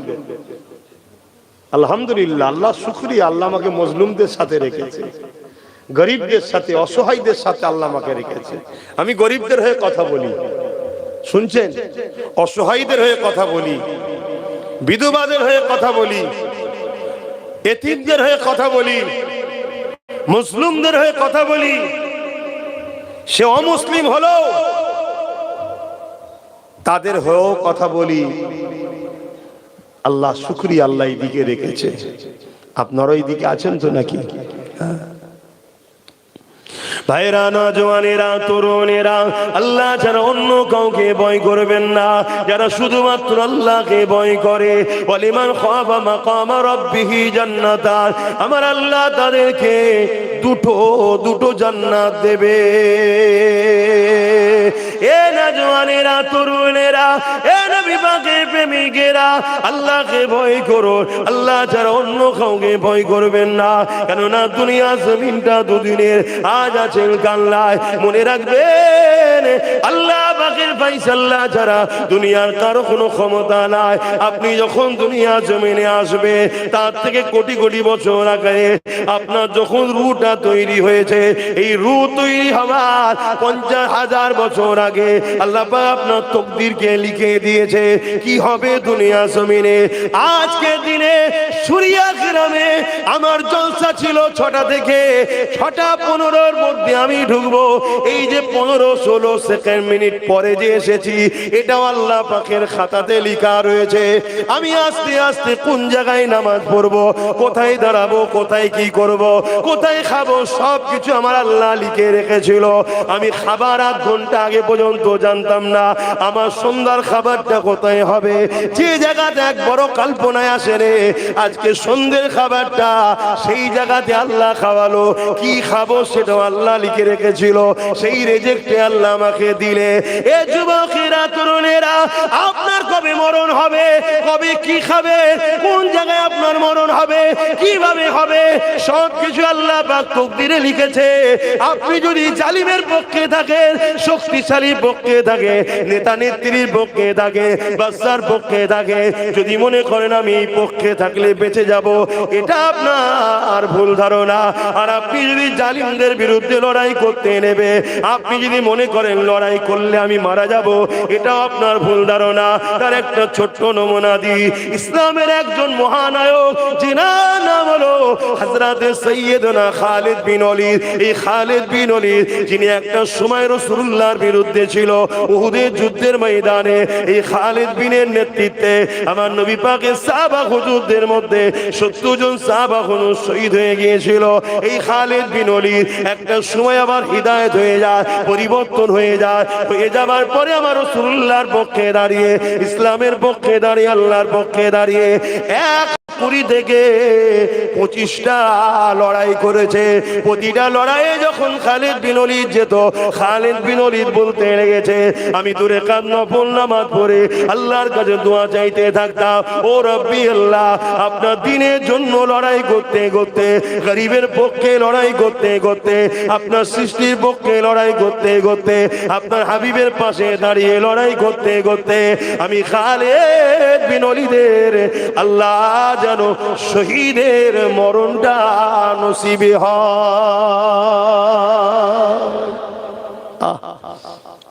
এই যে যতগুলো লোক আছি আমাদের এখানের মধ্যে কে কে আছে যে কোনোদিন মরবে না? হ্যাঁ বলবেন তো, একটা লোক নেই এর মধ্যে যে সারা জীবন থাকবে, সবাই মরে যাবে। তাই ও আবার বলছে সে ওলি নেই, কেন ওলি বেঁচে থাকে নাকি? তাহলে মরণ তো সবার হবে নাকি? আস্তে, অত বেশি বকাবার ভালো নয়। সুযোগ দিয়েছি বলে কাঁধে উঠতে যাওনি আবার, শুনছেন তো নাকি? তাহলে মরণ তো সবারই হবে। কিন্তু খালিদ বিন ওলীদ বলছে আমি প্রতিটা যুদ্ধ 120 থেকে 25টা লড়াই করেছি। ও লড়াই তো লড়াই, কেমন লড়াই শুনবেন, একটা লড়াইয়ের কথা বলছি। ওই রোম এম্পায়ারদের সঙ্গে লড়াই হচ্ছে, খালিদ বিন ওলীদের সৈন্য সংখ্যা হচ্ছে, উনি নেতৃত্ব দিচ্ছে 3000, আর রোম এম্পায়ারদের সৈন্য সংখ্যা হচ্ছে 2 লক্ষ। এই লড়াইয়ে তো খালিদ বিন ওলীদের নেতৃত্বে আল্লাহ আমাদের বিজয় দিয়েছে, জোরে বলুন সুবহানাল্লাহ। খালিদ বিন ওলীদ বলছে আমি এত দোয়া চাইছি যে আল্লাহ যদি আমায় শহীদ নসিব করে, শহীদ নসিব করে। কেন শহীদের মরণটা হলো সব থেকে উত্তম মরণ, যে মরণ কিয়ামতের দিনে ওই অবস্থায় উঠাবে যে অবস্থায় দুনিয়াতে সে ইন্তেকাল করেছে, ওই অবস্থায় তাকে উঠানো হবে এবং বেহিসাব জান্নাত যাবে, জোরে বলুন সুবহানাল্লাহ। যে কঠিন দিন, মাথার গিলুগুলো গলে গলে নাক দিয়ে পড়বে, শরীর থেকে পাসিনা ঝরতে থাকবে। এই কঠিন দিনে তো যেখানে সবাই নফসি নফসি, আমার কি হবে, আমার কি হবে। হে যুবক, ওই দিনে আল্লাহ রসুলের জন্য যারা কুরবান হয়েছে, আল্লাহ রসুলের জন্য কুরবান মানে এতিমের উপরে জুলুম হয়েছে, তুমি এতিমের পক্ষে দাঁড়িয়েছো। জালিম যদি দেশের প্রধানমন্ত্রী হয় তারও বিরুদ্ধে লড়েছো। যেখানে দেখেছো অসহায়ের উপরে জুলুম হয়েছে, গরিবের হক মারা হচ্ছে, তুমি গরিবের পক্ষে আওয়াজ তুলেছ। আর আওয়াজটা যদি রাজ্যের সিএম এর বিরুদ্ধে হয়, তুমি ছোট মানুষ, এত বড় নেতা না। আমি এতটুকু জানি, এর পাশে দাঁড়ালে আল্লাহ খুশি হয়, আল্লাহর খুশির জন্য আমি এর পাশে দাঁড়াবো। এই নিয়তটাই ছিল তোমার বড়। এই কামিয়াবি যদি তুমি করতে পারো, এমনও হতে পারে আল্লাহ তোমায় গাজীও বানাবে। গাজী হলে দুনিয়ায় মালও পাবে, ইজ্জতও পাবে, আবার পরকালে জান্নাতও পাবে, জোরে বলুন সুবহানাল্লাহ। কিন্তু শহীদ এত বড় সম্মান, আল্লাহ রসুল বলছেন পিপিলিকা কামড়ালে যেমন মানুষের কষ্ট বুঝে যায়, ওর থেকেও কম কষ্ট হলো শহীদ যখন হয় ওর জানটা বেরোয়, ওর থেকেও কম কষ্টে জান বেরিয়ে যায়, জোরে বলুন সুবহানাল্লাহ। ভাইরা, নওজওয়ানেরা, তরুণেরা, এ নবী পাকের প্রেমিকেরা, আল্লাহ পাক যেদিন কিয়ামত করে দেবে, ময়দানে মাশর হয়ে যাবে, হিসাব নিকাশটা হয়ে যাবে, জান্নাতীরা জান্নাতে চলে যাবে, জাহান্নামীরা জাহান্নামে চলে যাবে। এই সময় আমার আল্লাহ পাক 70,000 নূরের পর্দাকে সরিয়ে দিয়ে জান্নাতি দিগকে দিদার দেবে। তার আগে মুহূর্তে আল্লাহ জিজ্ঞাসা করবে, হে আমার বান্দা বান্দীরা, দুনিয়া জমিনে তোমরা ছিলে, আমি আল্লাহ আমাকে তোমরা দেখোনি, কিন্তু আমার উপরে তোমরা ঈমান এনেছিলে। আমানতু বিল্লাহি, আমি আল্লাহ আমার উপরে ঈমান এনেছো, আমাকে তোমরা দেখোনি, তারপরও আমাকে খোদা বলে সিজদা করেছো, আমার হুকুম মেনেছো। আমি যে কোনো খেতে নিষেধ করেছি খাওনি, যে কোনো করতে নিষেধ করেছো করোনি, যে কোনো করতে বলেছি করেছো। হে আমার বান্দা বান্দীরে, আজ আমি আল্লাহ ওয়াদা করেছিলাম তোমাদেরকে জান্নাত দেবো। এই জান্নাত আমি তোমাদেরকে দিলাম। বলো তো দেখি, তোমাদের কাছে দুনিয়াটা বেশি পছন্দ না আমার জান্নাতটা বেশি পছন্দ? জান্নাতীরা সবাই বলে উঠবে, ও রব্বি আল্লাহ, দুনিয়া কোথা আর জান্নাত কোথা? জান্নাতের তো কোনো তুলনা হতে পারে না। আল্লাহ পাক দুনিয়া থেকে লাখো কোটি গুণ বেশি আরো সুন্দর জান্নাত। আল্লাহ পাক ওই সময় বলতে লাগবে, আমার বান্দা বান্দি রে, তাহলে তোমরা কি আমার দুনিয়াতে আর যেতে চাও? সবাই বলবে না আল্লাহ, ওই দুনিয়াতে আর যেতে চাই না, আমরা আপনার জান্নাতে থাকতে চাই, এই নিয়ামতকে ভোগ করতে চাই, এখানে হাসি খুশিতে থাকতে চাই। কিন্তু তাদের মধ্যে থেকে একদল যুবক দাঁড়িয়ে যাবে, দাঁড়িয়ে গিয়ে বলতে লাগবে, আমার আল্লাহ, আমরা দুনিয়াতে আবার যেতে চাই। শুনছো যুবক, আবার দুনিয়ায় যেতে চাই। আল্লাহ পাক জিজ্ঞাসা করবে, বান্দারে দুনিয়ায় এমন কি নিয়ামত পেয়েছো যেটা আমার জান্নাতে পাচ্ছ না? দুনিয়া কি জান্নাতে থেকেও ভালো? ওই সময় তারা বলতে লাগবে, না আল্লাহ পাক, দুনিয়া তো অনেক নোংরা জায়গা, দুনিয়া অনেক কষ্ট খারাপ জায়গা, জান্নাত তো অনেক সুন্দর শান্তি জায়গা, জান্নাতের তুলনা দুনিয়ার সঙ্গে হতে পারে না, জান্নাত এত ভালো জায়গা। তবে আল্লাহ পাক, আমি আবার দুনিয়া এই জন্য যেতে চাই। কেন বান্দা দুনিয়ায় যেতে চাও? যুবক শোনো শোনো শোনো শোনো। ওই সময় তারা বলতে লাগবে, ও রাব্বি আল্লাহ পাক, দুনিয়ার জমিনে আপনার পক্ষে দাঁড়িয়ে আপনাকে খুশি করার জন্য আল্লাহ যে জানটা দিয়েছিলেন, ওই জানটা যখন আপনার পক্ষে দাঁড়িয়েছিল, আপনার পক্ষে থাকার জন্য, আপনার পক্ষে কথা বলার জন্য, আপনার হয়ে কথা বলার জন্য, আপনাকে পিয়ার করার জন্য যে জানটা আপনি দিয়েছিলে, ওই জানটা যখন জালিমরা কেড়ে নিচ্ছিল, অর্থাৎ জালিমদের আঘাতে ওই শহীদটা যখন হয়ে যাচ্ছিল, জানটা যখন চলে যাচ্ছিল, আমাদের মনের মধ্যে এত খুশি হয়েছিল যে আল্লাহ দিয়া জান আমরা আমার আল্লাহর জন্য দিচ্ছি।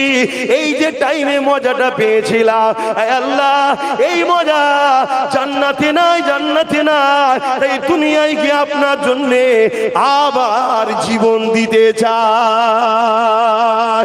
আরো জোরে বলুন সুবহান, আরো জোরে বলুন সুবহান।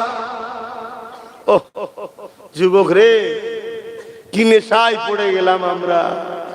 এ ধোকা, এ ধোকা, এ দুনিয়া ধোকা, এ দুনিয়ার ধোকায় পড়ে গেলাম। মুসলিম ঘরের ছেলে আজকে মসজিদ মাদ্রাসা কবরস্থানের দুশ্মন হয়ে গেলাম। আব্বাস কি অন্যায় করেছে? আব্বাসের খারাপিটা কি?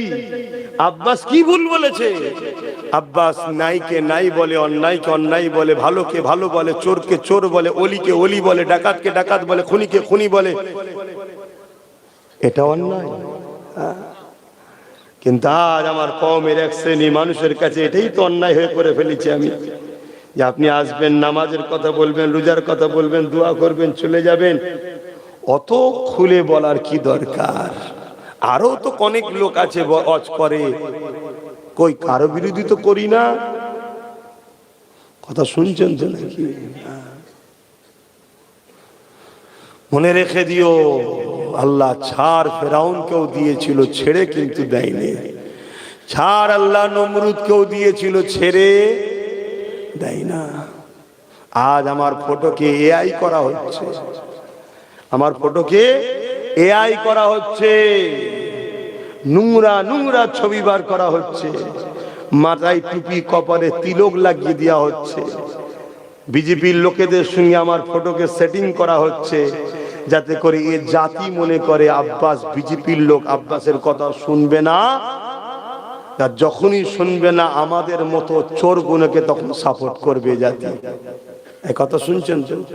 এই পরিকল্পনা করা হচ্ছে। আমার আজকে কাটিং করা হচ্ছে, আগে পিছুর কথাকে এডিট করে সেটিং করা হচ্ছে। কথা বুঝলেন? কত রকম চক্রান্ত করা হচ্ছে। কিন্তু এরপরও ইজ্জতের মালিককে আল্লাহ, আমার ইজ্জত দেখেছে, আল্লাহ দিয়েছে, আল্লাহ ইজ্জতের হেফাজত করছে, আলহামদুলিল্লাহ।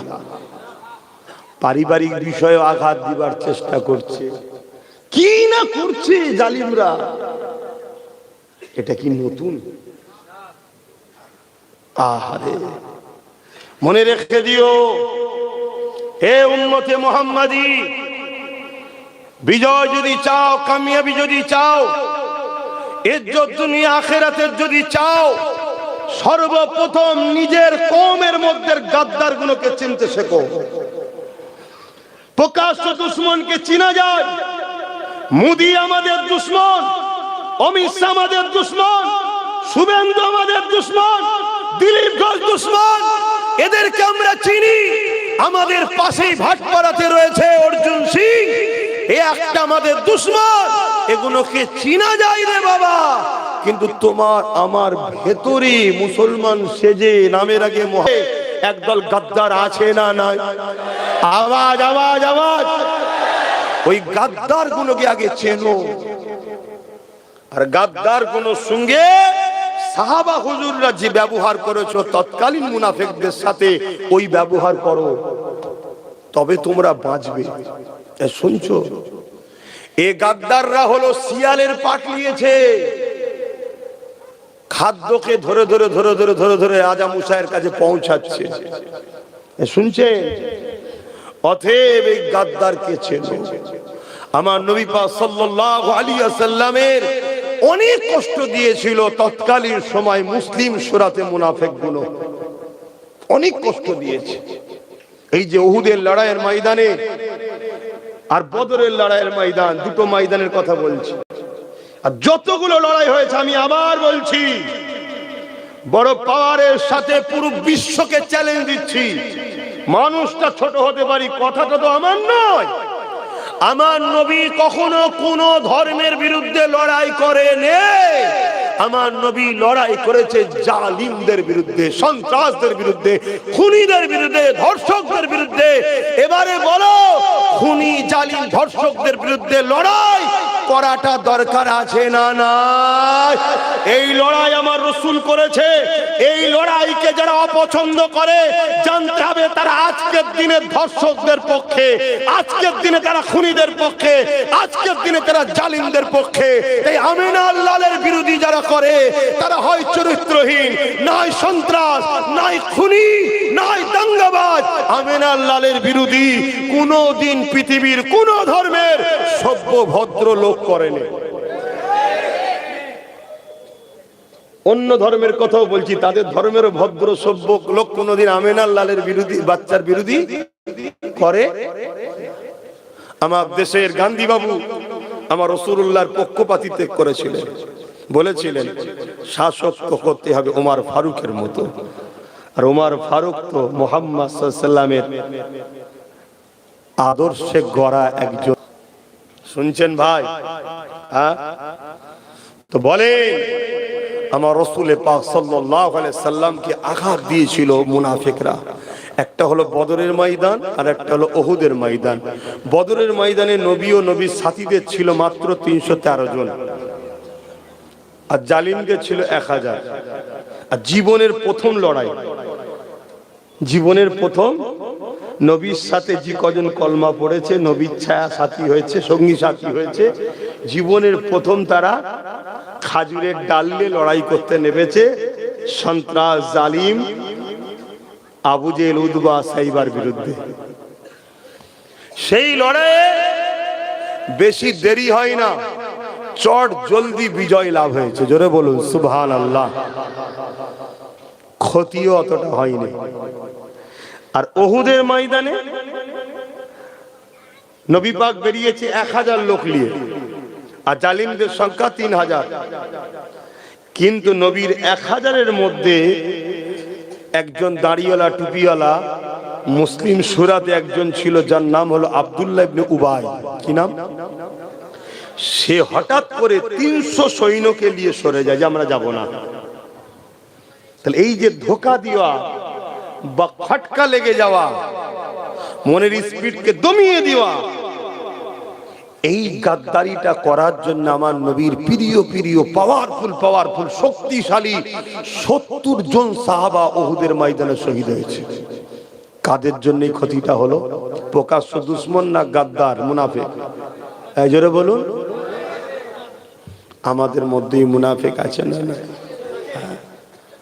আমরা আরো অনেক দূরে চলে যেতাম, মুনাফিকরা ভেতরে ঢুকে গিয়ে আমাদেরকে ধোঁকা দিয়ে দেয়, আমাদের স্পিডকে দমিয়ে দেয়। এই মুনাফিক চেনো, এই মুনাফিক চেনো। আল্লাহ নবী বলেছে আমার উম্মত দাবিদারদের মধ্যে ৭২ দলে বিভক্ত হয়ে যাবে। বনি ইসরাইল কওমের দলেরা ছিল ৭২, আমার উম্মতের মধ্যে ৭৩ দলে বিভক্ত হয়ে যাবে। ৭৩ দলেই নামাজ, ৭৩ দলেই টুপি, ৭৩ দলেই না দাড়ি, ৭৩ দলেই পাগড়ি, ৭৩ দলেই রোজা থাকবে, কোরআন শিক্ষা, হাদিস শিক্ষা, মসজিদ মাদ্রাসা সব থাকবে। এরপরও ৭২টা দল জাহান্নামে যাবে। আজ আমাদের সমাজে এমন নামাজি আছে, এমন রোজাদার আছে, এমন মসজিদ বানানেওয়ালা রয়েছে, এমন জলসা করনেওয়ালা রয়েছে, জলসার মাহফিল দেনেওয়ালা রয়েছে, যা সব রয়েছে, অথচ আজকের ইসলামের খুলেআম দুশমন বিজেপি ও টিএমসির সাথে এখনো তারা সাথ দিয়ে চলছে। এরকম মুনাফিক গাদ্দার আছে না নাই? আওয়াজ দিয়ে বলুন, আছে না নাই? আমার কথা আপনাদের অসুবিধা নেই? বিজেপি ইসলামের দুশ্মন না দুশ্মন না? তাই ইসলামের যে দুশ্মন হয় সে জালিম নয়? জোরে বলে, মমতা ইসলামের দুশ্মন না দুশ্মন নয়? এ তো বিরাট বড় দুশ্মন, ও তো প্রকাশ্য দুশ্মন, আমরা অনেক দিন ধরে জানি। ও যে প্রকাশ্য দুশ্মন আমরা অনেক দিন ধরে জানি, কিন্তু এ ছিল আমাদের বন্ধু সেজে, আমারই সিল, আমারই নোরা, আমাদেরই ছেলেদের দিয়ে নিজে শক্তিশালী হয়ে আমাদেরই ইসলাম বিরোধী আইনকে সাপোর্ট করলো না করলো না? তাহলে এ দুশ্মন নয়? এ জালিম যে ইসলামের হয় সে দুশ্মন নয়? তাহলে এই ইসলামের দুশ্মনদেরকে যারা সাপোর্ট করে তারা কি মুনাফিক নয়? তারা কি মোমেন মুসলমান ইমানদার থাকতে পারবে? এজন্য আমি বলেছি দিদি মুদিকে যারা ভোট দেবে তারা হলো বেঈমান। কথা কিছু ভুল বলে ফেলিনি তো? কেন আপনারা সব তো অনেক বড় বড় মুফতি মৌলানা, কি এবারে এই কথা যখনই বলবো, এই কথা শুনে কোনো অমুসলিমের কষ্ট হচ্ছে না? কষ্ট হচ্ছে দেখুন আমার পাড়া, আমার গ্রামে কিছু মুনাফিক মুসলমানদের কষ্ট হচ্ছে না? হয়নি? তারা বলছে মুদির কথা বলে বলুক, দিদির কথা বলবে কেন? আজান হচ্ছে, মাইক বন্ধ আছে। মুদির কথা বলছে বলুক, দিদির কথা বলবে কেন? শুনছেন তো নাকি? আরে ঠিক সময় মাইকটা ওর বন্ধ, তো তখন বলাও যাবে না, একটু পরে বলি। একবার দরুদ শরীফ আল্লাহুম্মা সাল্লি আলা।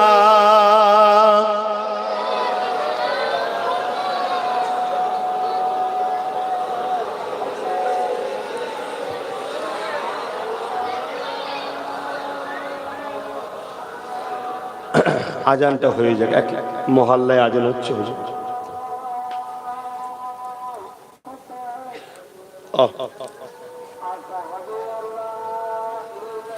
নামাজ কটাই হবে?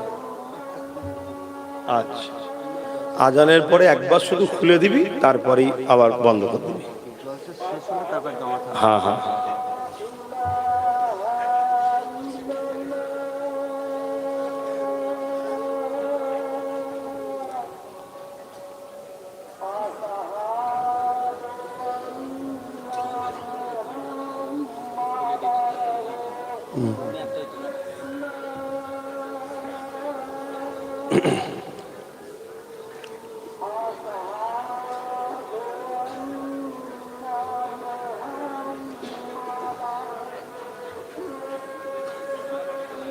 সাল্লাল্লাহু আলাইহি ওয়াসাল্লাম।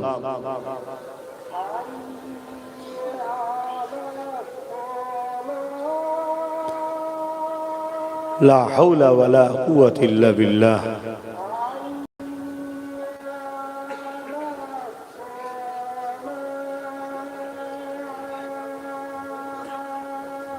লা হাওলা ওয়ালা কুওয়াতা ইল্লা বিল্লাহ।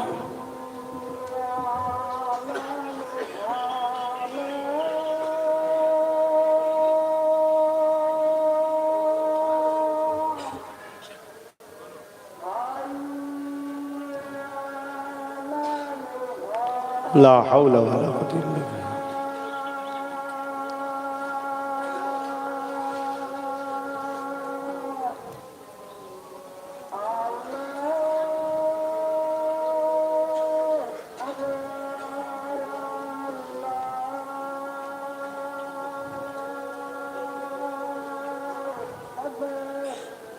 আল্লাহু আকবার, আল্লাহু আকবার।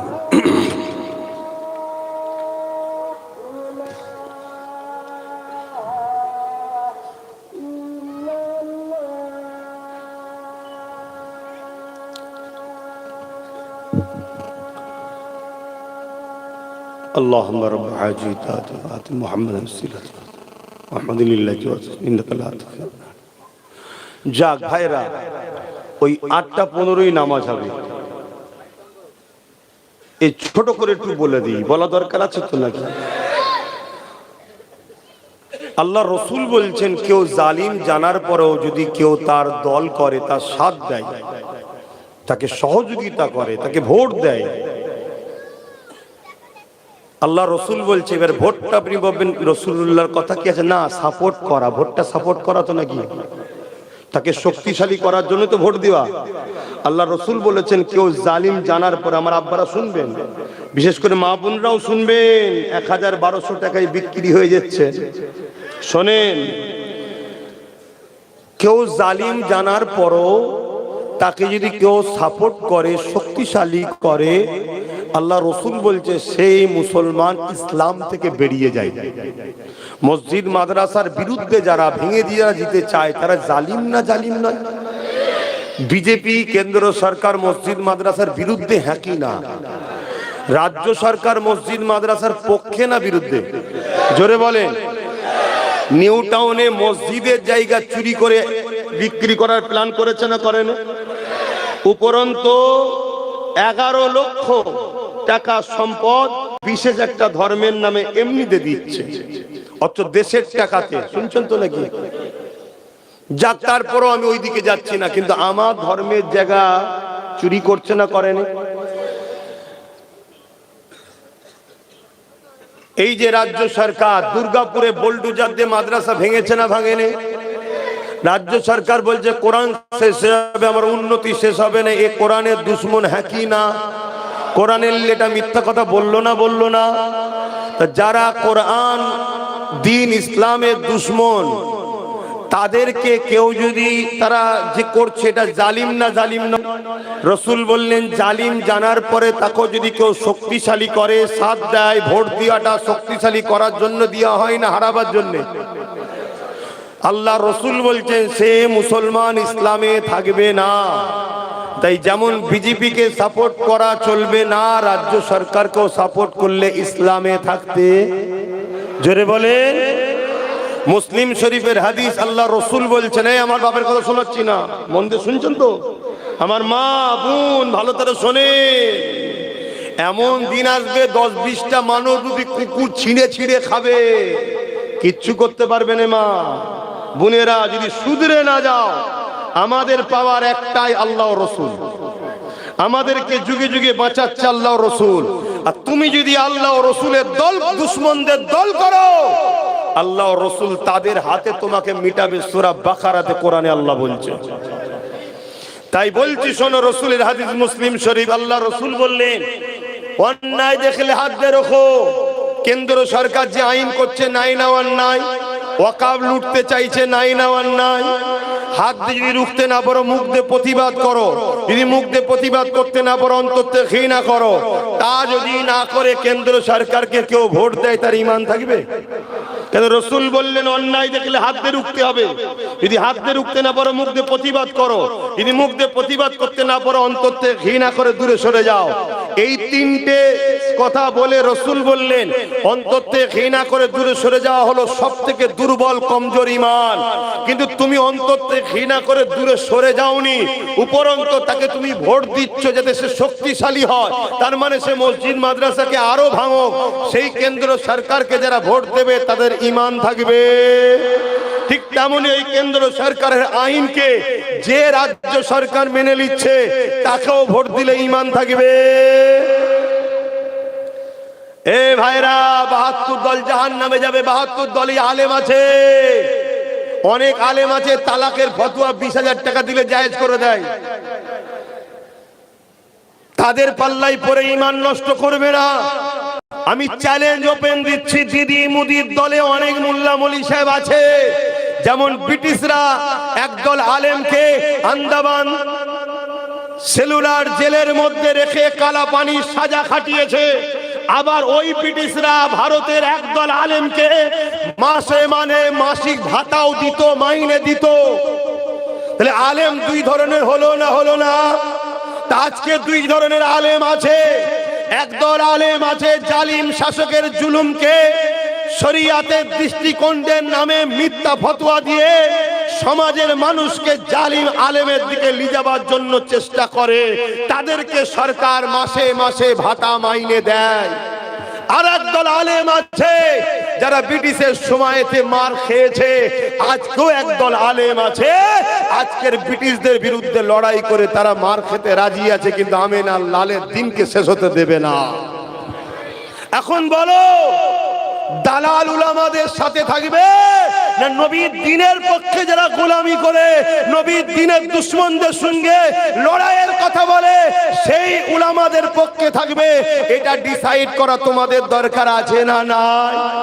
আল্লাহ নবী বললেন জমিনের উপরে আসমানের নিচে আখেরি জামানায় সবথেকে নিকৃষ্ট হবে উলামারা।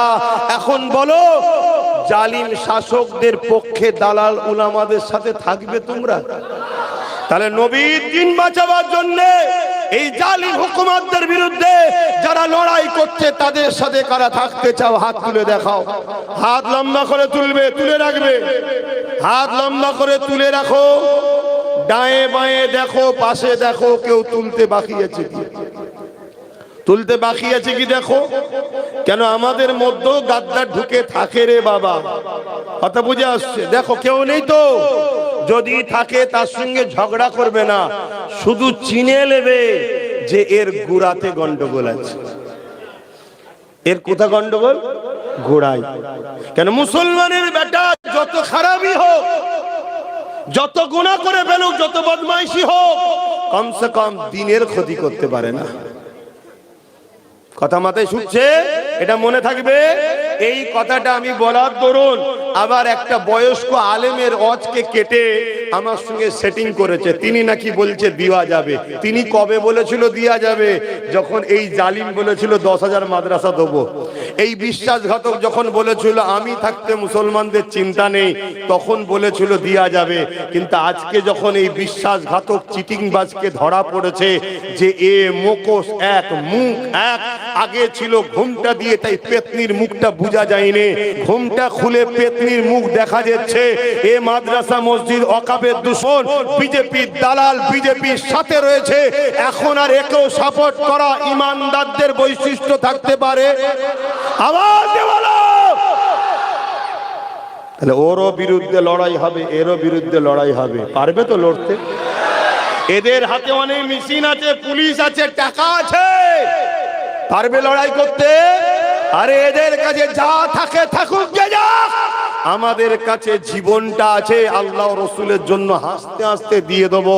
কিন্তু এদের চামচাগিরি আমরা করে জাহান্নামে যেতে পারবো না। কথা ক্লিয়ার? আর এতটুকু মনে রেখে দিও, আল্লাহ পরীক্ষা লিয়া শুরু করেছে আমাদের। এই পরীক্ষায় আমাদের কামিয়াবি হতে হবে। বলো ইনশাআল্লাহ। আমার মা, আমার বোন, পরিবর্তন হন, নাই এমন ছেলে আল্লাহ দেবে। এই ভিক্ষা খাওয়া, ভাতা খাওয়া, টাকা নিয়ে সে ছেলে দিন রাত উঠতে বসতে চুলের মুঠি ধরে বক্সিং মারবে। এই সমাজে হয় না, হয় না? মাকে মেরে ফেটিয়ে ফেলেছে, ঠিক না বেটি? ও শুধু ছেলের দোষ দিলে হবে? বাপ মার দোষ আছে বলেই তো ছেলে এত খারাপ হয়। বাপ মা যদি রসুলের সুন্নাত তরিকায় সংসার করে, রসুলের সুন্নাত তরিকায় ইনকাম, হালাল খাদ্য খায়, রসুলের সুন্নাতের তরিকায় পাক পবিত্র ভাবে মা চলে, তার মায়ের ওই মায়ের পেটের বাচ্চা খারাপ হয়ে যাবে। এই কথা মাথায় ঢুকছে না? ঢুকে না? একটু সাবধান হবেন। মা দুশ্মন মনে করবেন না, বোন দুশ্মন মনে করবেন না। আমি আপনার নবীর বংশের আওলাদ, আপনাদের বাঁচাবার চেষ্টাই বলি। শেষ কথা, ওয়াকফ নিয়ে যে লড়বে সে আমাদের বন্ধু না যে মিটাবে সে বন্ধু? যে বলো, জোরে বলো। নওশাদ সিদ্দিকী নবী বংশের ছেলে, ওয়াকফ নিয়ে লড়ছে না লড়েনি? আপনারা বলুন, লড়ছে না লড়েনি? সুপ্রিম কোর্টে কেস চালাচ্ছে না চালায়নি? রাজ্য সরকারের কেস করা দরকার ছিল না ছিল না? কিন্তু কেস করেনি। উপরন্ত বিশ্বাসঘাতক হয়েছে। বলেছিল আমি থাকতে চিন্তা নেই, কিন্তু সাথ দিয়েছে না দেয়নি? তাহলে এই জায়গায় দাঁড়িয়ে থেকে আপনারা যদি ওয়াকাফের পক্ষে হন, একটা ধর্মগুরু হিসাবে জানতে চাইছি, নওশাদের সাথ দিয়ে ওকে আরো শক্তিশালী করা দরকার আছে না নয়? কারা একমত হাত তুলে দেখান, কারা একমত হাত তুলে দেখান। মাশাআল্লাহ মাশাআল্লাহ, আল্লাহ কবুল করে বোন, আল্লাহুম্মা আমিন। এটা একটা পীরের আওলাদ হিসাবে মুরিদকে জিজ্ঞেস করলাম। আমার শেষ কথা, একটা চক্রান্ত চলছে দাদা পীরের সিলসিলাকে ক্ষতি করার, ওটাও রাজ্য সরকার করছে। বিগত সরকার যখন ভুল করেছিল, দাদা হুজুরের আওলাদদের মধ্যে কেউ কেউ বিরোধী করেছিল না, করে না? কিন্তু বিগত সরকারের লোকেরা দাদা হুজুরের আওলাদদের গালিগালাজ করেছিল। কিন্তু এই সরকারের মাদকপুষ্ট গুন্ডাগুনো দাদা হুজুরের আওলাদদের গালিগালাজ করছে না, করে না? তার মানে লক্ষ্য হলো দাদা পীরের সিলসিলাটাকে মিটিয়ে দাও। কেন? বাংলায় সংখ্যাগরিষ্ঠ সিলসিলা হলো ফুরফুরা দরবার শরীফ। অতএব এই সিলসিলা সর্বসময় অন্যায়ের বিরুদ্ধে কথা বলে। সে বিগত সময় বলেছে, আজও বলছে, আগামীতেও কেউ করলে বলবে। কেন? অন্যায়ের বিরোধী করা নবীর সুন্নাত। হাক্কানি উলামাদের প্রমাণ হলো নবীর পক্ষে ডাকবে আর জালিমদের বিরুদ্ধে লড়াই করবে, এটা হলো হক উলামার বৈশিষ্ট্য। জোরে বলুন সুবহানাল্লাহ। যে উলামা জালিমের সঙ্গে মেশে ও উলামা নয়, ও মুনাফিক। শুনছেন তো নাকি? আরে পাওয়ার দিয়ে বলে যাচ্ছি, রেকর্ড হচ্ছে। যারা জালিমদের সঙ্গে মেশে উলামারা চ্যালেঞ্জ অ্যাকসেপ্ট করুক না, ব্রিগেডের মাঠে ডাক দাও, একটাই বাহাস হবে, একটাই লড়াই হবে। ভাই এদিক নাই ওদিক বারবার গুজুগুজি করার সময় নেই। যা হবে ফাইসাল্লাহ একদিনে পুরো দুনিয়া জেনে যাবে কে হক আর কে না হক। আজকে আমার মসজিদের হয়ে কথা বলবি না, মাদ্রাসার হয়ে কথা বলবি না, তুই বেঈমান নেতাদের জন্য কথা বলবি? তুই মুসলমান? কথা মাথায় ঢুকছে? তাহলে নওশাদের জন্য দোয়াও করবেন, সাথও দেবেন। আসেন এবারে ওর পলিসি করছে, ও মতুয়াদের কাছে যাচ্ছে, দলিতদের কাছে যাচ্ছে, আদিবাসীর কাছে যাচ্ছে, যে বুঝাচ্ছে ভাই আদিবাসী তোরা বেশি, এখানে তোরা সিট দে, আমরা মুসলমান কম, সাথ দেবো। যেখানে মতুয়া বেশি, ভাই তোরা সিট দে, আমরা কম, তোদেরকে সাপোর্ট করব। যেখানে এসসি এসটি রয়েছে তাদেরকে বুঝাচ্ছে, ভাই তোরা সিট দে, আমরা সাপোর্ট করব। যেখানে মুসলমান বেশি, আমরা দেবো, তোরা সাপোর্ট কর। এইভাবে একদিন আমরা পুরো শক্তিশালী হতে পারবো না, পারবো না? বলুন ইনশাআল্লাহ, বলুন ইনশাআল্লাহ। আজকে যদি কেউ একজন দুজন গাদ্দারি করলো বলে বাকিগুলো যদি ঝিমিয়ে যেত, জলসা হতো? তাহলে চেষ্টা করলে হয় না, হয় না? আজকে হয়েছে আবার চেষ্টা। এই কিছুদিন, গত কদিন আগে এক জায়গায় গেছিলাম, জলসা শুনতে গেছিল বলে মেরেছিল। তারা নিজের গ্রামেও জলসা করছে। চেষ্টা করতে হবে, হাল ছাড়লে হবে না। ঠিক না বেডি? গত দিনে যা ছিল আজকের দিন বেড়েছে না কমেছে? কালকে আরো বাড়বে, নিয়ম এটা।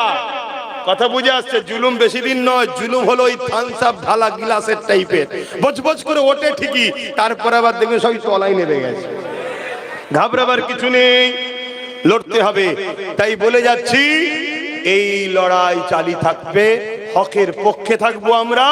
জালিম যত বড়ই হোক তাদের বিরুদ্ধে লড়বো আমরা। বলুন ইনশাআল্লাহ। তো ভাইয়েরা আমার, এই জায়গাতে এসে তার পলিসি অনুযায়ী কাজ করছে। কথা বুঝে আসছে?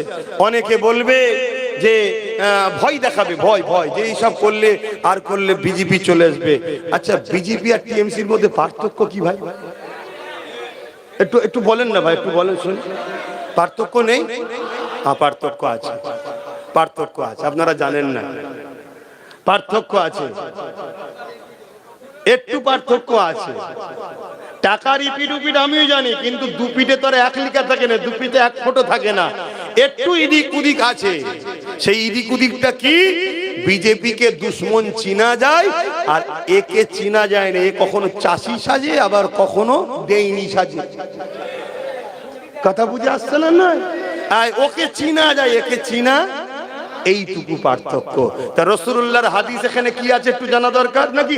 আল্লাহর নবী বলছেন, আমার বড় ভয় হয়, আমার বড় ভয় হয়, আমার উম্মতকে প্রকাশ্য দুশমনরা মিটাতে পারবে না।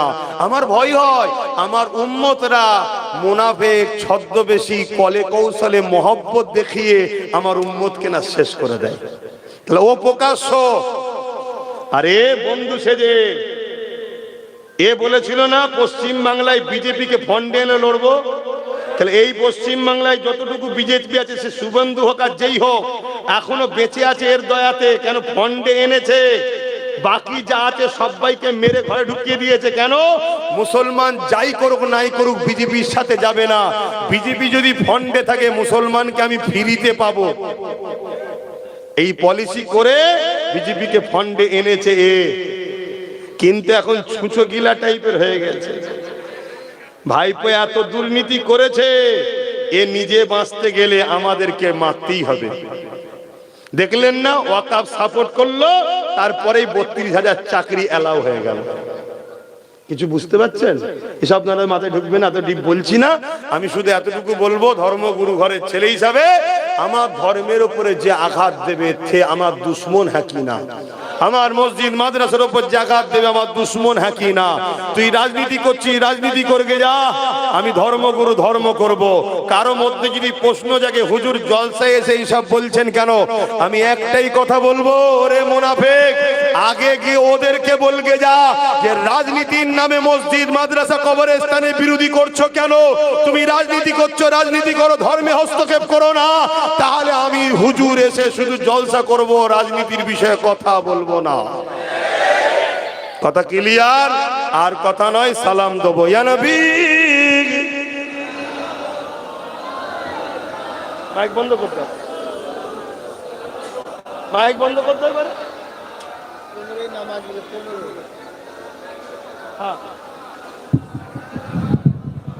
নামাজের সময় হয়ে গেছে, মাইক বন্ধ করে দাও। ওষুধ দেওয়া হয়ে গেছে। এবার যার কপাল ভালো সে পরিবর্তন হবে, শোনানো দরকার আমার। কি যে ওষুধ সে সুস্থ হবে না? হবে না। আর যে ওষুধ ফেলে দেবে সে রোগ ব্যাধি জাহান্নামে ঢুকবে, তো আমি কি করব? আমার কিছু করার আছে? আমার ডিউটি উম্মতে মুহাম্মাদির কাছে রাসূলুল্লাহর মেসেজ পৌঁছে দিয়া নবীর দুশমনদের বিরুদ্ধে বলা।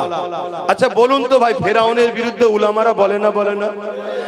ফেরাউন তো একটা রাজা ছিল, নেতা ছিল, রাজনীতি করতো, তার বিরুদ্ধে বললো কেন? নমরুদের বিরুদ্ধে উলামারা বলে না? বলে না? তো নমরুদ তো একটা আলেম, কি বলে, জালিম ছিল, রাজা ছিল, রাজনীতির লোক ছিল, বিরুদ্ধে বলে কেন? না, জালিম ছিল। তারা মরা জালিম বলে খুব বলতে ভাল লাগে। আজকে টাটকা নমরুদ ফেরাউন গুলোর বিরুদ্ধে কে বলবে? হ্যাঁ, অসুবিধা হচ্ছে। হ্যাঁ, জালিম যে হবে তার বিরুদ্ধে বলতে হবে, সোজাসুজি। আসো সালাত ও সালাম পাঠ করি। ইয়া নবী সালাম, ইয়া রাসূল, ইয়া হাবিব সালাম, সালাওয়াতুল্লাহ।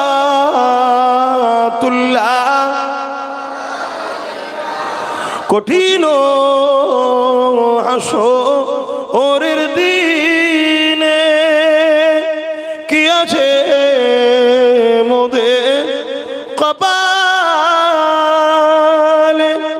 গুনাহগার উম্মাহ আতো আপনার লইবেন সঙ্গে মাহশরে। নবী সালাম, ইয়া রাসূল সালাম, ইয়া হাবিব সালাম, সালাওয়াতুল্লাহ। সকলে বসেন, নামাজ পড়তে হবে, ছোট করি, সকলে বসেন। বিসমিল্লাহ শরীফের সঙ্গে দরুদ শরীফ, সূরা ফাতিহা, ইখলাস শরীফ পড়ুন। এখনই দোয়া চাও। 4 খতম কোরআন তেলাওয়াত আছে।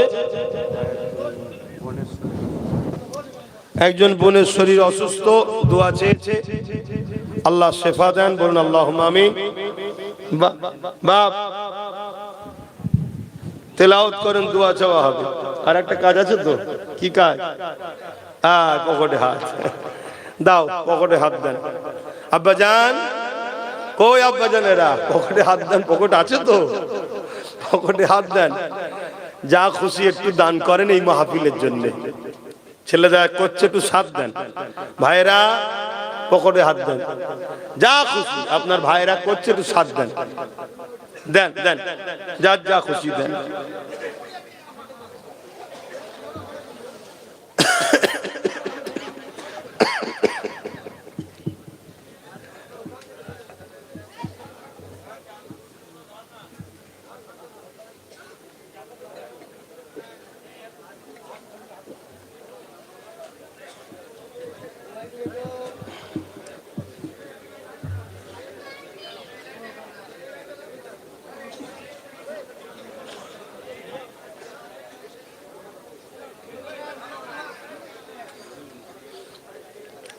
اللهم صل على محمد وعلى آل محمد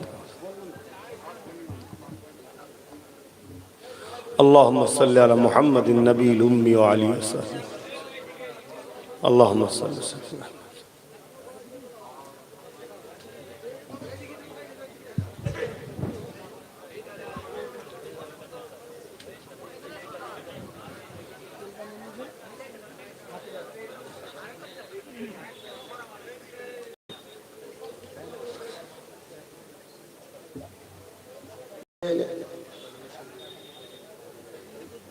يا شافي الله يا شافي الله اللهم صل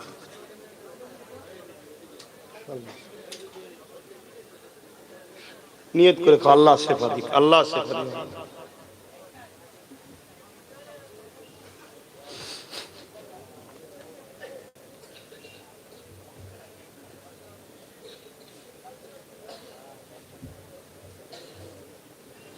আল্লাহ আমাদেরকে হিদায়াত করেন, বলুন আমিন।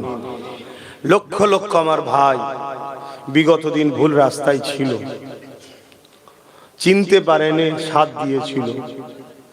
আজ ভাইয়েরা নিজেদের ভুল বুঝতে পারছে। পুরো বাংলা জুড়ে লাখো লাখো যুবক, বাপ ভাই মা বোন, তারা সব পরিবর্তন হচ্ছে। এই জালিম হুকুমাতকে ছেড়ে সব চলে এসছে, নওশাদের পিছনে দাঁড়াচ্ছে। বলুন আলহামদুলিল্লাহ। এইটাকেও পছন্দ হচ্ছে না, তাই এটাকে কি করে শেষ করা যায় এর জন্য একটা নতুন পরিকল্পনা করা হচ্ছে। খুব শিগগিরই দেখবেন মুসলমানদের মধ্যে মুনাফিক মুসলমানদের দিয়ে নতুন নতুন দল খুলিয়ে দেওয়া হবে, যাতে করে মুসলমান আবার টুকরো টুকরো হয়ে যায়। কথা বুঝে আসছে? একটু সাবধানে চলবেন, একটু সাবধানে চলবেন। আজ এই বাংলাতে যেভাবে চারিদিকে ছুটে ছাটে একটা নবী বংশের আওলাদ কাজ করছে। আমি ধর্ম প্রচার করি, আমার আলেম ভাই কারি সাহেব ধর্ম প্রচার করে, অনেক আলেম ওলামা ইমাম আছে নামাজ পড়ান, অনেকের দুনিয়ায় পেশা আছে, কিন্তু একজন লড়াই করছে। আল্লাহ রসুলের ঘরের ছেলে, কুরাইশ বংশের ছেলে। নবী বলেছেন কুরাইশের নেতৃত্ব মেনে নাও। এই মুনাফিকের হাত থেকেও আবার একটু সাবধানে থাকবেন, যারা চক্রান্ত করে এই যে লাখ লাখ মানুষ একজনের পাশে দাঁড়িয়ে যাচ্ছে। আজ যদি 100-150 পেয়ে যায় একদিন, তাহলে ক্ষমতা এসে যাবে। কথা বুঝছেন না? বোঝেন না? যদি 70-80টাও হয়ে যায়, তখন দেখা যাবে হয়তো একে ছাড়া কেউ সরকার করতে পারছে না। এই যে পাওয়ারে এসে যাবে, এর জন্য অনেক রকম পরিকল্পনা হচ্ছে। তবে সবকিছু সময় লাগে না, লাগে না। তাড়াহুড়ো কাজ ভালো নয়, একটু বুঝে বুঝে পাবেন। নিজেদের মধ্যে মতনৈক্য করবেন না, পদ লিবার জন্য, খাবার জন্য সব লোভ করবেন না। কথা বুঝে আসছে? এই লড়াই বিরাট কঠিন লড়াই। কেন এমন একটা জায়গায় আমাদেরকে নিয়ে যাচ্ছে, আমাদের পেহচানটাকে পর্যন্ত মুছে দেবে, অস্তিত্ব রাখবে না মুসলমানদের।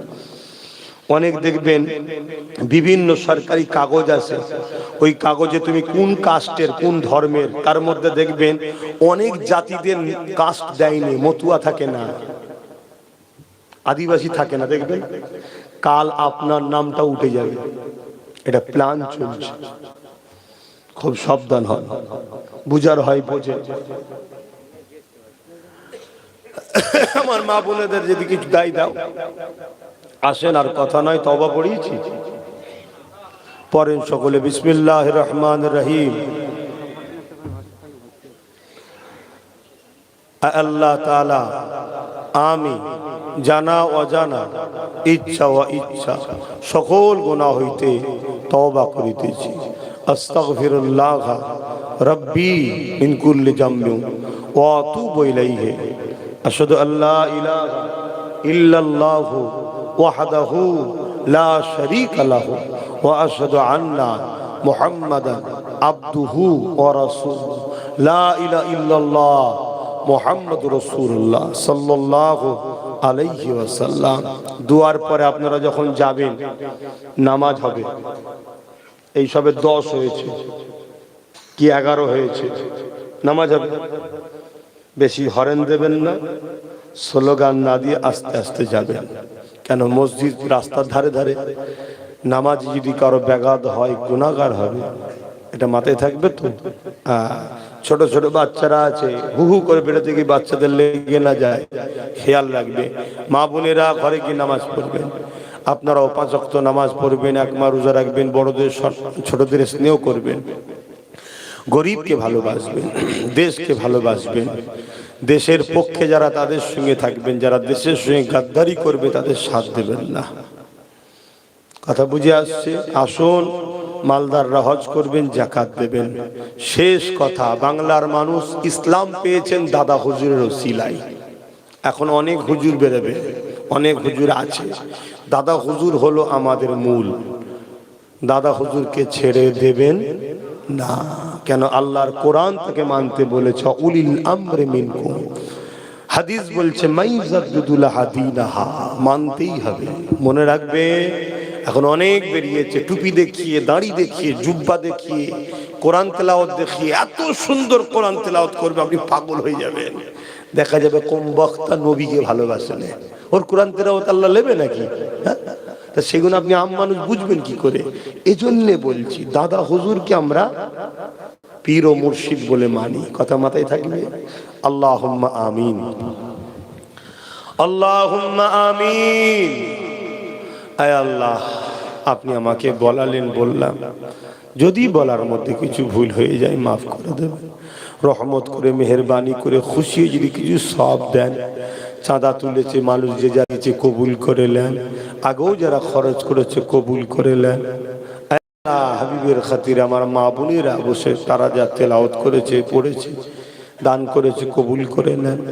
এসব মিলিয়ে কেউ সওয়াব দেন। আমার আগে কারি সে আলোচনা করলেন, আল্লাহ তিনার আলোচনাকেও কবুল করেন। আমি অধম গুনাহগার, আপনার দাস, আপনার হাবিবের গোলাম, আমিও যা বলেছি কবুল করে নেন। এসব মিলিয়ে কিছু সওয়াব দেন। আমাদের নবী, নূর নবী, দয়াল নবী হাবিবুল্লাহ দরবার সওয়াব পৌঁছে দিন। হুজুর আব্বা জান, আম্মা জান, পরিবার, সাহাবা সাহাবিয়া, চার প্রাণী চারিমা হুজুরদের উপরে সওয়াব পৌঁছে দিন। तमाम नबीन, सिद्दीकीन, सुहदा, सालिहीन, आरिफ बिल्लाह हुजूरদের রুহের সওয়াব পৌঁছে দিন। খাস করে সওয়াব সুলতানহীন গরিবে নওয়াজ খাজা মুঈনুদ্দিন আজমির হুজুর পাকের সওয়াব পৌঁছে দিন।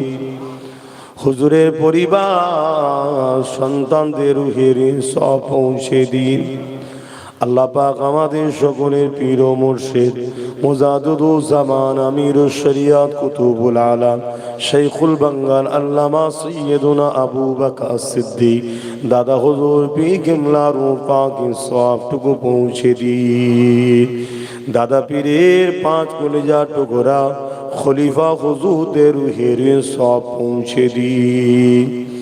আল্লাহ তাআলা এই বাংলা সহ ভারত, পৃথিবী, জমিয়ত আপনার নবীন, সিদ্দিকিন, সাদা, সালিহিন, ওলি, গৌস, কুতুব, সুহাদা, সালেহিন, মাহবুব বান্দা বান্দি চলে গেছেন, প্রত্যেকের রুহের সওয়াবটুকু পৌঁছে দিন। যারা মাহবুব বান্দা বেঁচে আছে, তিনাদের নেক ফয়েজ আমাদের নসিব করুন। আয় আল্লাহ, আজ এই মাহফিলে আমরা যারা শুনেছি, আমাদের প্রত্যেকের বাপ মা, দাদু দাদি, নানা নানি, শ্বশুর শাশুড়ি, মাই মুরব্বী যারা চলে গেছে, আল্লাহ প্রত্যেকের কবরে আযাবকে মাফ করে দিন। আল্লাহ প্রত্যেকের কবরকে বেহেশতের বাগান বানিয়ে দিন। আল্লাহ তাদেরই আত্মীয় স্বজন আমরা হাত তুলেছি, তাদেরকে মাফ করে দিন। আল্লাহ, আল্লাহ আমাদের মা বাপ দাদু দাদি নানা নানি শ্বশুর শাশুড়ি মাই মুরব্বী স্বামী স্ত্রী ছেলে পুলে যারা রয়েছে প্রত্যেকে নেক হায়াত দারাজ করুন আল্লাহ। আল্লাহ আমাদের কিসমতকে বড় করুন, নেক হায়াত দারাজ করুন, রুজিতে সংসারে অভাব অনটন দূর করে দিন, হালাল রিজিকে বরকত দিন, হালাল খাদ্য খাওয়ার তৌফিক দিন, লোভ লালসা থেকে দূরে রাখেন আল্লাহ, বুরাই খারাপ রাস্তা থেকে দূরে রাখেন। সমস্ত আসমানি বালা জমিনি বালা মানুষ শয়তান জিন শয়তান খান্নাসি বালা সমস্ত বিপদ আপদ থেকে আমাদের হিফাজত করুন। আয় আল্লাহ, যারা বেকার আছে রুজির রাস্তা বার করে দিন, যারা অভাবী আছে অভাব দূর করে দিন, যারা বিমার আছে বিমারকে সেবা করে দিন। আয় আল্লাহ, তামাম বিশ্বের মুমিন মুমিনা নরনারীদের জান মাল হিফাজত করুন। আমার ভারত বাংলার মুমিন মুমিনা নরনারীদের জান মাল ইমানের হিফাজত করুন। আয় আল্লাহর দোয়া চাই আমার মাতৃভূমি ভারতবর্ষকে আল্লাহ জালিমদের জুলুম থেকে নিরাপদে রাখেন। আয় আল্লাহ সার্বভৌমত্বকে নিরাপদে রাখেন। আমার ভারতে বর্ষের সেনাবাহিনী, আমার ভারতবর্ষের বিএসএফ, আমার ভারতবর্ষের পুলিশ বাহিনী যারা রয়েছে তাদেরকে সুস্থ ভালো রাখুন, নিরপেক্ষভাবে কাজ করার তৌফিক দিন।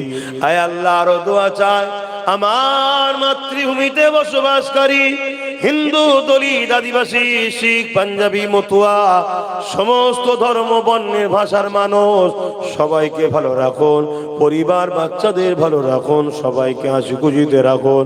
মালিক সবাইকে ভাইচারা মিলেমিশে রাখুন। যারা দেশের দুশ্মন গাদ্দার ভাইচারাকে নষ্ট করছে তাদের হাত থেকে দেশবাসীকে নিরাপদে রাখে। আয় আল্লাহর দোয়া চাই দয়াময় দয়া করে জালিম হুকুমাতদের হাত থেকে দেশ ও রাজ্যকে নিরাপদে রাখেন। আয় আল্লাহর দোয়া আছে আমার ভাই নওশাদকে আপনি রাজ ক্ষমতা দান করুন। আল্লাহ আল্লাহ দিন রাত এক করে দিয়ে ছুটোছুটি করছে, না খায় না ঘুমায়। আল্লাহ আমি সাক্ষী তার অবস্থা কি হচ্ছে আমি দেখছি। আল্লাহ তুমি গরিবদের জন্য, মুসলিম আদিবাসী দলিত হিন্দু মতুয়া সর্বধর্মের গরিবদের জন্য আল্লাহ ওসিলা হিসাবে সাহারা হিসাবে নওশাদকে আপনি রাজ ক্ষমতার পাওয়ার দেন। আল্লাহ আয় আল্লাহ যেসব মুসলিম ঘরের ছেলেরা আল্লাহ পরিবর্তন হয়ে গেছে, বিগত যা ভুল করেছে আপনি মাফ করে দিন আল্লাহ, ক্ষমা করে দিন আল্লাহ। আল্লাহ বুঝতে পারেনি করে ফেলেছে, ভুল করেছে, মাফ ক্ষমা করে দিন আল্লাহ। আল্লাহ আপনি আমাদেরকে একটা বার সুযোগ দিন আল্লাহ, ক্ষমা করে দিন, মাফ করে দিন আল্লাহ। আপনি আমাদেরকে ধ্বংস করে দেবেন না আল্লাহ। আয় আল্লাহ যেসব মুসলিম ঘরের ছেলেরা এখনো পরিবর্তন হয়নি, এই বেঈমান ইসলাম বিদ্বেষীদের সাথ এখনো দিচ্ছে, তাদেরকে হিদায়াত দিন, পরিবর্তন হওয়ার তৌফিক দিন। যদি পরিবর্তন হিদায়াত কপালে না রাখে আল্লাহ আমাদের রাস্তার কাঁটাগুলো পরিষ্কার করে দেয়। আল্লাহ আমার নলেজ সিটিকে কবুল করেন, আল্লাহ নালে শ্রীর বাচ্চাগুলোকে কবুল করেন। আমার কারি সাহেবকে আল্লাহ সুস্থ ভালো রাখেন, তার পরিবার বাচ্চাদেরও সুস্থ ভালো রাখেন, সংসারে বরকত দেন। আয় আল্লাহ আপনি আমার আব্বা আম্মা ভাই বোন স্ত্রী বাচ্চা সবার নসিব বড় করেন। আমার সংসারেও আল্লাহ আপনি দুনিয়া আখিরাতে আমাদেরকে সুখে শান্তি আল্লাহ আমার বাচ্চাদের আমার বাচ্চার নসিব বড় করবেন। নসলে যত আওলাদ দেবেন আপনার হাবিবের গোলাম হিসাবে আমাদেরকে কবুল করবে। আল্লাহ সবার জন্য চাইলাম মালিক, আমার জন্য কি চাইবো খোদা, আপনি আমাকে ইমানের সঙ্গে মরণ নসিব করবেন।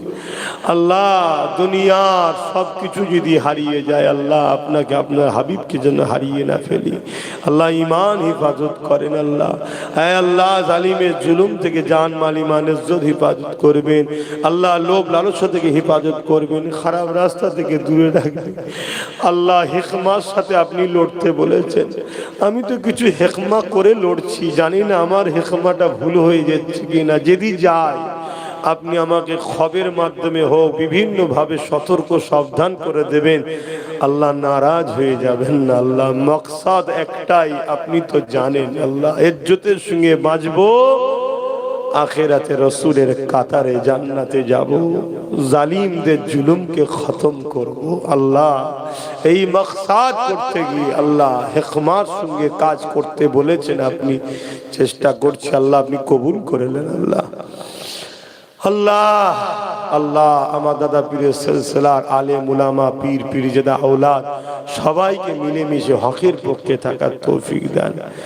কিছু কিছু বিগড়ে যাচ্ছে আল্লাহ তাদেরকে হিদায়েত করেন আল্লাহ, আল্লাহ হিদায়েত করেন, ভুল রাস্তা থেকে ফিরে এসে তাও আসার তৌফিক দিন আল্লাহ, লোভ লালসা থেকে হেফাজত করুন আল্লাহ, আল্লাহ হিদায়েত করুন আল্লাহ। لا تقنطوا من رحمة الله إن الله يغفر الذنوب جميعا إنه هو الغفور الرحيم حسبنا الله ونعم الوكيل نعم المولى نعم النصير। আয় আল্লাহ আপনি আমার জন্য যথেষ্ট, আমি আপনার উপরই ভরসা করে থাকি। আমিন সুম্মা আমিন। বরহাক কালমাতে লা ইলাহা ইল্লাল্লাহ, লা ইলাহা লা ইলাহা ইল্লাল্লাহ মুহাম্মাদুর রাসূলুল্লাহ। আসসালামু আলাইকুম। আপনারা আমাকে সালাম দেন। ওয়ালাইকুম সালাম। মনে থাকবে নামাজ হচ্ছে মসজিদে, আস্তে আস্তে